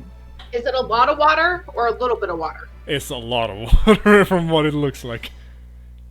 Good. I'll drown it. That's fine.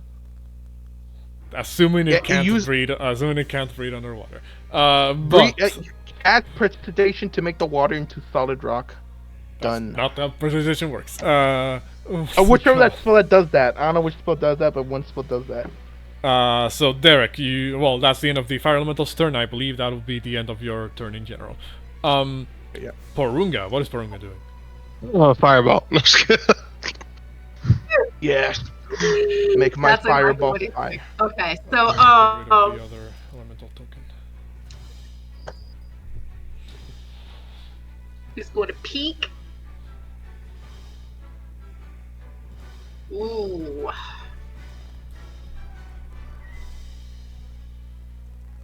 Use that rod. No, because the rod's best spells is a straight line, and there's too many people in the way. My fire guy is fine. Don't worry. Sleet Storm doesn't cause damage, correct? No. It just makes a tripping hazard or fall hazard or whatever. What It'll happens make when a Sleet Storm goes over a body of water? If it says it interacts with the body of water, then it interacts with the body of water.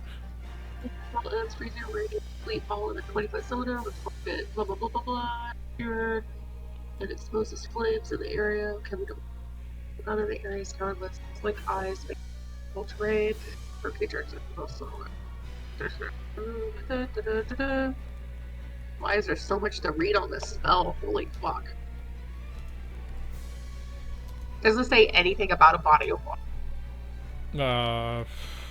Then it probably makes a solid surface difficult terrain, but it otherwise cool. I guess it would cool the body of water, but it wouldn't precisely freeze it in an instant.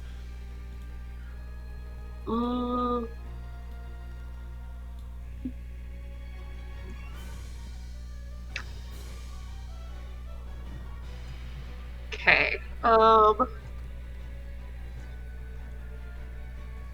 He really just only has attack spells, you guys. As it should Alright, be. he's literally he's gonna do wall of fire. Around. How are you placing this wall of fire? Your creature of fire surface must make a wall up to 60 feet long. Okay. He will stick his head outside the window. 60 feet long. Oh my god, I was gonna get burnt, except my elemental, of course. She's actually gonna fire, by the way. And does this also hurt allies? Yes, Or this spell does not Only differentiate when they between go friend or foe. through it? When it spawns and when they go through it. Oh, the dexterity save. Oh no, he's dexterity, I'm fine. Dexterity save. When a wall appears, each creature within the area. So if they're next to it, they also have to make the saving throw? Yes. I think Dagger will be Depending on fine. what side it depends on what side you have the dangerous side facing towards.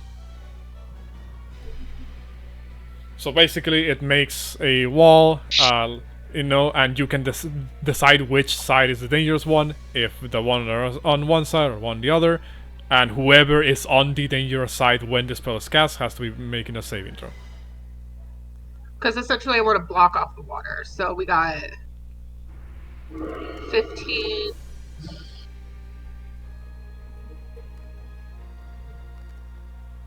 $35. There you go. 40. 45.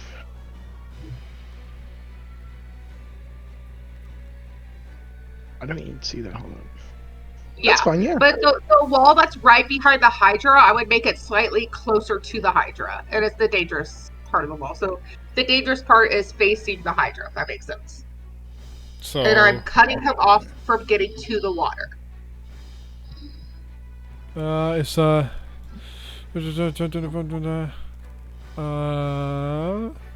okay. In that case,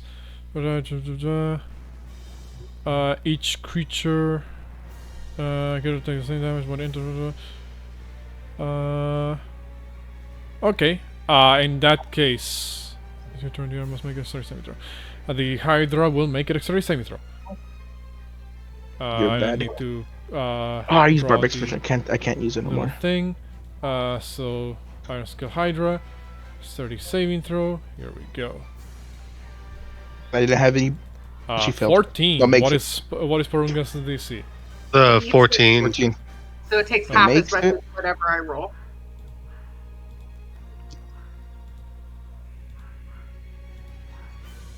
Five D8. Roll them 21. That's 21, so he takes 11 points of damage. Okay, 10.5. so 11 points of fire damage on the Iron Scale Hydra. Yeah, again, you guys are doing some progress, but it still has all of its heads. fine. It's gonna roll more if Uh, you kill it. It's okay. Anything else from Porunga? No, I think that's like, oh, he is going to dip back around. So as my lagging computer allows me to do so. Okay, So he comes back from hanging onto the window and comes back in. all right. Now to determine this. Bouxfhades, what is your dexterity? Oh, my dexterity Yes. is 0. Well, 10. Well, but 10, it's so yeah, my multiplier is 0. The Hydra's is also 10 with modifier 0. Roll Strength. the same. No, I'm just kidding. I'm gonna a lot say, I believe the rules are normally, I'm gonna roll a 1d2. Choose a That's number, fair. 1 or 2. I'll take a 2. Give me a 2. Oh, that's a lot of damage. And you go first. All right. Oh God, because no matter what I do, somebody's getting hit with acid. So I guess I'm gonna stick to the original plan. I want to move 15 feet into the room. Yeah. And then I'm gonna throw the javelin of lightning. Alright, so move into the room and chuck a javelin lightning at the Iron Skull Hydra. Go ahead and toss it. 25 hits. Wow, actual damage. Does that actually? Yeah.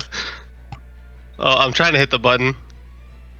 It doesn't seem to be adding the actual lightning damage. Yeah. Oh, never mind. It did actually roll it in the actual description. Wow, 20 you damage. rolled Oh, 20. ass. 30, Damn. 30, 31. 31 No. damage.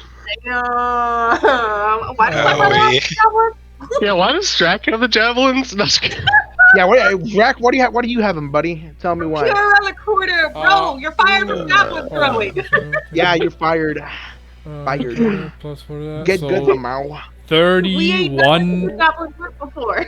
So 31 points of damage total, including the 11 piercing, 20 lightning. Oh, ready for the squirt, guys. The squirt, What's it squirt. called? Holy shit. Okay, so and now the everybody within 10 feet of the Hydra takes Oh my- 4 4 points of damage, acid yes. damage. Yeah. Finally, guys. I believe. Yes. Let me see. Is the fire elemental resistant to acid? It is not me resistant to see. acid. So the fire elemental takes 4 points of acid. But I already rolled the 5 1d. Was it 5 1d10s? He did 36 burning damage. It's start of his turn. Yeah, wait, what? It's not his turn the yet. target. Oh, what? No, it is his No. turn. You're right. You're right. I rolled Why it did already. you I thought- roll? Why did you roll 5d10? Because he started his turn right next to the fire elemental. Until the creature takes an action to dustify, the target takes 5 1d10 fire damage, At the No, start no, of no, each no, of its turns? the 5, the number that is out of the parentheses is the average damage. It is just the 1d10 damage that it takes. 9. So 9. Alright, so still Bouxfhades, good. well, Still first good of all, enough. to finish resolving Bouxfhades' turn, so you throw the Javelin Lightning, and then what do you do? I was gonna if I move here next to Drac, am I within 10 feet of the Hydra? Yes. Yes. Okay, so if I moved here, I would not be. No, you wouldn't. Okay, because how far am I total? 20 feet. Oh, I guess I don't need to move because I can get to it from here. Yeah, I'll stay here. Okay. I mean, you gotta pick up your javelin wait. and run back. Yeah, is the javelin like in the Hydra? Like, how does that- Well, yeah, Well, it would be stuck in the Hydra's body. Drac's Javelin went past the Hydra and is currently stuck in the wall. Damn. get it. Okay. You- Well, no, he's already used it though. It's just, at this point, it's just a javelin. Let me see. Hold on.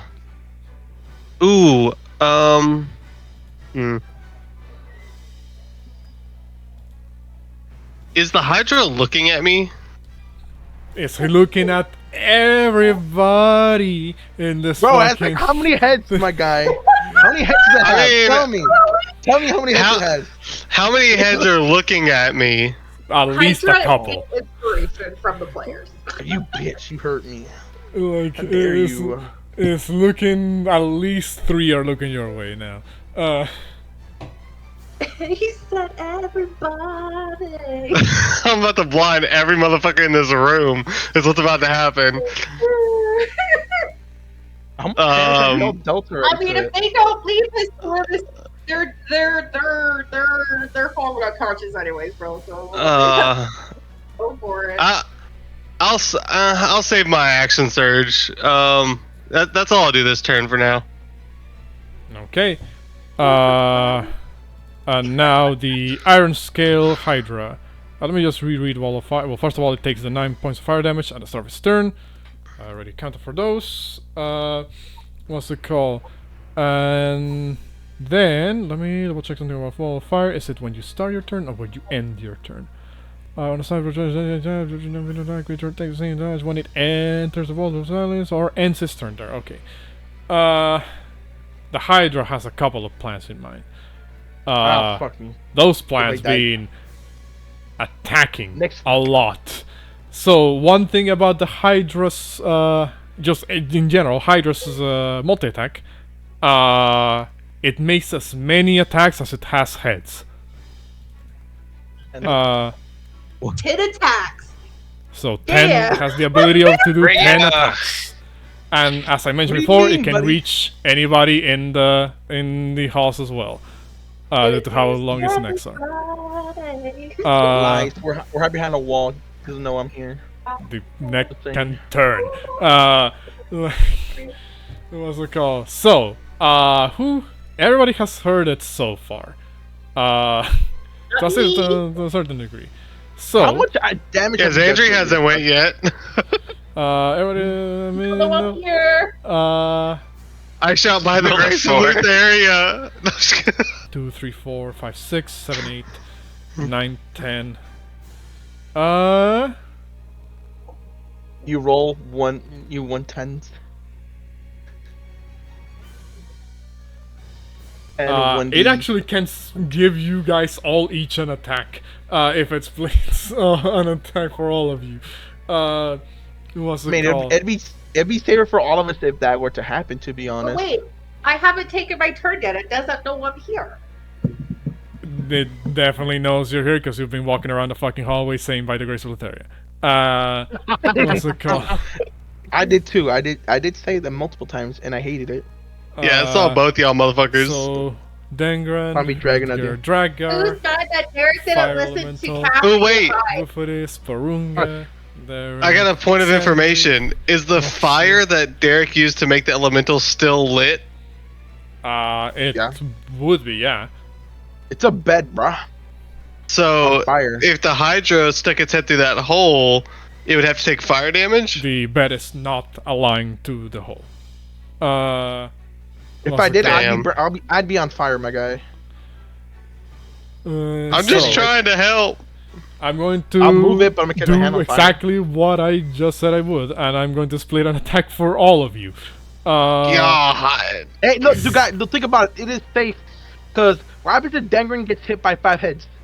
Fucking dead. No, So it don't matter. You have shitty constitution, my guy. You did not hide like we told you to. What do you mean? I'm actually good. I have good rolls. Not like my team. You have never saved a constitution. Not to have. I didn't get turned to stone twice. Correct. Anyway, moving forward. yes. So first attack, Dengren. Oh, he died. Wow. That's a hit and a died. half there. Wham, wham, wham. Wham, bam, shambalam. What's it called? The let's roll that damage. Hold on, am I reading I this was correctly? 7, my guy. I was 7. Am I reading this correctly? Yeah. Oh, that's gonna be a lot if it hits. Okay. Roll 1, roll 1, roll 1. Oh fuck! Hold on. The macro is acting up. Give me a moment. There Roll we go. 1, please. I'm begging. Don't kill him. He died. Oh, He died. I'm sorry, guys. damn. Dengren is down. Yeah, As the head just grabs him by the leg and just shakes him around like a chew toy and just tosses him to the ground. Oh no. Yeah, I gotta pick him up. Dragger, you gotta go over and pick him up. Next attack. What are you? Rudger. TP. Woo! Good thing that wasn't a crit. Roll the crit. Roll over the crit damage. Does a 15 hit Rudger? It does not actually. Let's go. You want to know what's the crazy part? Is that It still hits. it rolled 5 and got a 15. Oh, That's a God. pretty good to hit modifier. Drakgar, this next is coming to you. Bring it. The raging at least, right? You did reckless, so Owie. this is an advantage. Yeah, that's You a dumb 20. son of a bitch. 17 piercing, 9 acid. It is AC like 11. Ask him why he constantly reckless. Yeah, buddy, why? Next 8.5. one, the fire elemental. Minus 18. Missing, I believe, with a And it 14. takes, and it still gets, and it does. No, it does actually still hit. 13, yeah, but it also, where is it at? Oh my Evan? god, I'm fucked. Hold up. It should also do. Hold up, let me read this again. Let's see. So like how your damage was half, but you still take 17 damage. Elements Period. come within range. Yeah. Creature that touches the element or hits it with a melee attack within 5 feet takes another 1d10 fire damage, Okay, so Fire it'll form. take another bit of fire damage on that. which is good for us. 7 One- takes 7 points of fire damage. Oh, no, Oh, you rolled it. Oh, That's fine. whatever. You took it. And, I'll take it. I'm doing damage, guys. The elemental takes 19 piercing, 9 acid. So that's Dengren, Rudger, Drakgar. The elemental, Bouxfhades. The next one is coming to you. TPK. Oh, that definitely hits. Yikers. Take 15 Damn, piercing, 5 20. acid for a total 20. Whew. Porunga. The next one's coming at him. It Oh hits my regardless, so God. just roll damage. Roll damage. Yeah, 17 piercing, Ooh. 7 acid. Porunga needs to leave. Derek, this next one's coming to you. Watch him Bring get it a nat on. 1. 17. Please, Does that hit? one. God, And I have- please don't. And I have 17 armor too, which sucks. Oof. Wait, don't you have cutting words? I used my bardic inspiration already. Oh. Well, no, Ooh. cutting words is a reaction. You can use it as your reaction on your turn. Well, then I Well, will- not even on your I- turn, on anyone's turn. Well, I could have done it right now, right? Yes, Use you my could have. reaction. Do you want to? Yes, I'll do it because that might as well have not. We're screwed. Yes, please Okay, do. so if your AC 17 precisely, and you use cutting words to Yeah. reduce its attack roll, it will just miss regardless of what you roll, because you just need Yeah. to roll a 1. So Yeah. in You're one ugly. in one timeline, Derek got Derek- his arm ripped off by the fucking Iron Scale Hydra in a single bite. In this timeline, however, Derek was able to distract it long enough to duck underneath the attack. Exandria. He was like, "Ooh, what fire?" It ducked, and it just got confused. So hold on, that's 1, 2, 3, 4, 5, 6, 7, 8. No, that was 7. Number 8 is Exandria. Is to just throw a bite at you. Wow. 12 missing. God. Mages are Number fun. 9 is going to Moxia. Ooh, 22 hitting. 13 piercing, 9 acid. Not as bad as it could have been. Moxia's still fine. Oh, poor Heliope! She's gonna be fucking paper. Oh, she's all. Can you actually see her? Yeah. Damn. What's it He called? coming after And- Wizzy Lizzy next. And the last No. one, You're welcome. Heliope, gets another bite. Ooh. Those rolls, though. 19 piercing, 8 That's acid. 27. 27. Heliope is already looking pretty bad. In fact, she's retreating. almost looking on her last legs already. I actually forgot to Lizzy. roll Wizzy Lizzy into initiative, although he would always fine. just be on standby. Can I roll him in? Sure, He's I gonna suppose. die. The Iron Scale Hydra, it looks behind it at the wall of fire and realizes it is on fire. Is it smart enough to understand the concept of water puts out fire? I'm gonna roll. No. No. It is not particularly smart enough to be like, water good against fire, but it is, even with a shitty ass intelligence as it has, I will say it's smart enough to understand the concept of fire bad. So You're it, bad. so it But it's will dumb try enough, to though. move away from the from the wall of fire. Because it is a huge sized creature, it can just move through medium sized creatures spaces without without incurring difficult terrain. So it's My gonna fire move. monster. However, since it moves, it will provoke an up attack from Everybody. provoke 3 up attacks from Rutger, Drakgar, and the Fire Elemental. Yeah, then the op attacks are gonna kill you all from the Let me go poison for it. damage. Pass on mine. Let me go. I'm gonna go since I'm not gonna hurt everybody with this one. So I'll do it. I'm gonna pass on my up attack. And I'm gonna save my reaction for something else. Rutger will pass on Great. his up attack too, because he doesn't want to. So it's just think one every attack, right? I single can't use a multi attack. It's right? just one singular attack. Yes. Okay, touch. Let's go, buddy. Yeah, not So nat 20 that obviously hits. Roll me damage. And then 19. 19 points of fire damage on the Iron Scale Hydra. Oof. Okay. Someone got to pick up Dangren, I swear. The Hydra looks bloodied.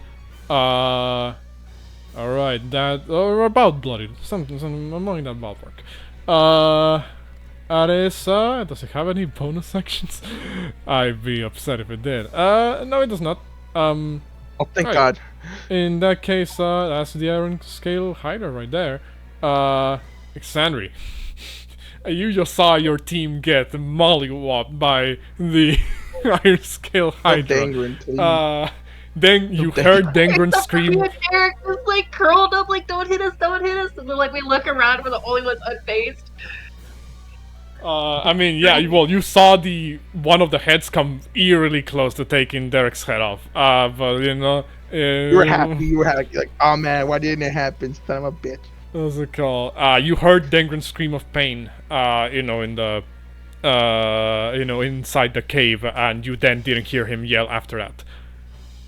So, So What do you 5. With my wings, I'm just gonna peek out. 10. Just kidding, I can't move. hold on. Yeah, there we go. 5, 10, 15. Are you moving inside the cave? I'm flying because I just want to drop a spell and go back in and hide. Okay. But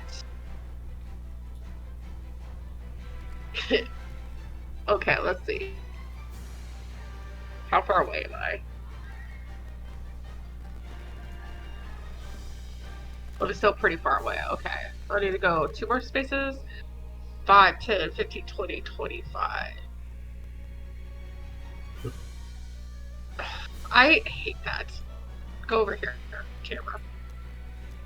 Oh, we all take a turn and he dies before the second attack. Oh my god. We need that to happen. We need that to happen. I didn't move my character there, so I don't know why she went there. It's frozen. Oh, hold on. I'm not moving my character, so I don't know who's got access to her. So Something's happening. So yeah, you can move anywhere in this position. Okay, yeah, you move there, 25 feet.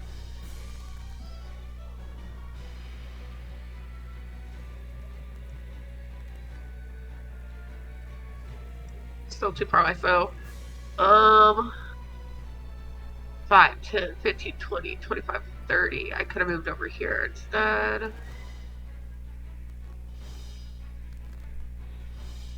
Moving diagonally. How many feet in the air are you? I need to be 30 feet away. No, how many up in the air are you? Are you just hovering above the Oh, ground? up in the air? I don't know. Out of the range of the fire elementals, would that be 15 feet in the air? Well, first of all, let me check what the seal, how far the ceiling actually goes. What are you doing? Why are you up here? The ceiling here goes roughly 25 feet. So I'll say you can be 15 feet, which would be 5 feet off away from the air fire elemental. Okay. I just want to make sure concentration is lost. I'm not trying. Hey, get down. No. Get down does not mean literally stand on the laptop. I am going to throw my hand up in the air as that blinding light starts to glow, and I summon my Seraphimon right in front of the Hydra, and I will say, eat this, Lutheria. And I will summon my Guardian of Fate. Okay. Summon your Guardian of Fate right there. I'm trying to drag and drop it, but it highlights the entire screen. I already dropped it into the field. Yeah, save Dengrin. Begging.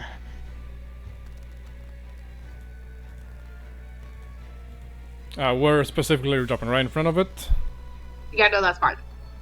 Okay.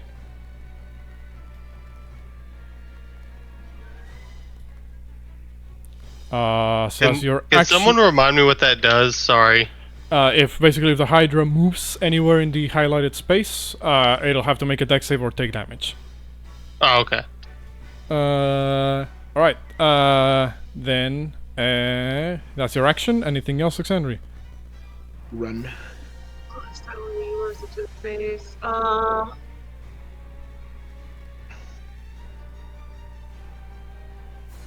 I just wish this was just not laggy. It's because I wish I could do this on Firefox. It's pissing me off, actually.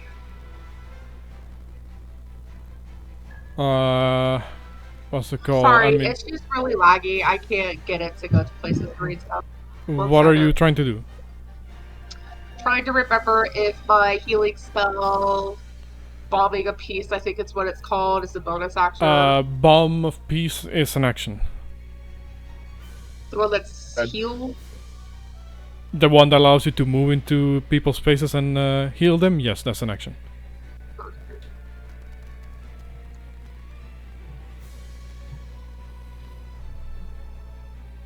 Yeah, okay. I will... That's it. That's all I got. Okay. And as we get to the top of initiative, that is where we'll end the session for now. No! Josh, we can call it next week. Never mind, 2 weeks from now. Never mind. We'll be dude, lucky my bad. if we survive with even half of us. Bro, yeah, you guys gotta save Dengrin, man. I mean, swear, y'all come can on. play without me. I My can character's literally pretty easy. revive Drakgar. Yeah, I Yeah, can get revived too. remember, actually, it's like, what did it say? I mean, A minute? really, any of us can play Drac. It's just reckless attack over and over again, right? Yep, there you go. What do you And mean? then Give it to the occasionally guy press who played. rage. I can revive up to 3 people, 4 people. Guys, so I'm not guys, worried. give Well, Dragonlords I to don't the need guy a who played diamond to be revived, so it doesn't even matter. True. Just give Drakgar's control to a guy who played the Barbarian in the last campaign. Wait, who was that? Oh yeah, that was. No, no. Pumo takes over my character, I'm quitting the game. Yeah, I that don't just play sounds. Barbarian. That evil Come on. laugh just made me definitely agree to that statement. What's it called? But yes, I play Barbarian, guys. yes, our No, engagement. It's the fact that you make nobody like you in this game, bro. There's a difference. what's Look, it called? that's how Derek is. I don't want to tell you. All right, outro time. Yes, out of time. You guys are now engaged in Mortal Kombat with the. I don't saw know my- why with the- everybody's names on the side of my screen are highlighted. What's it called? You guys are all That engaged dragon, in no Mortal mob, Kombat deadlift, 4 mil. against Oh, the perfect. Iron Scale Hydra. Aren't you glad you decided to leave that one for last instead of tackling midway through going through the Island of Alright, Themis? it's actually pissing me off, so I'm logging out. Alright. What's it called? Oh, But it's yes, fine. It's over anyway. You guys, next week, well, hopefully next week, maybe 2 weeks from now, depending how things go, we'll be able to finish tackling the Iron Scale Hydra. As you've noticed, it doesn't even have legendary actions. It just has a shit ton of attacks and deals a lot of damage. So, This fight's not too hard. yes, it's beatable. I mean, it is for the melees. Yeah, I'm about to say, what the fuck do you mean it's not hard? We're all like, we can't even attack without taking more damage than we do. I know, you'd be happy that I decided not to nuke it with Porunga. Instead, I stopped it from going I into the mean- water. You guys would have been fine. It's only us attacking that procs it. Alright, It's basically got thorn mail. Whoever attacks it, you guys take damage. Well, no, it's Right. specifically if it takes I'm piercing sorry, or... Porunga's I thought gonna it drop was- a fireball, but I was It's like, I specific- might just kill all of you. No, it's Well, now- specifically... but now- Like flashes. It's specifically if it's piercing or What's slashing. piercing and slashing? Yes. Yeah, which wouldn't count for any of the mages. Right. Yeah, we only take it if we attack. Most Yeah. of all. But yes. What can do? If Porunga can cast Fireball, With Like, I my literally, elemental clear. My elemental is fine. It's a uh, fire elemental. with I that being literally said- have no. All of my attacks are piercing or slashing. I have nothing that's not piercing or slashing. with that being said, If though, only Immortal had his bludgeoning item, I wonder how this would have gone. hey, with that being said, You though, have to like comment on like seven- every fucking thing. with that being Yes. said, that'll be it for this. 'Cause I am section. evil, Finally, you need guys to do the said. outro, y'all. Those of you, those of you Well, way who, to prove our point. those of you who are watching, who stuck around till the end, please continue watching our sessions and share the video around, give us a like, give us a sub, and we will see you in the next session. Bye.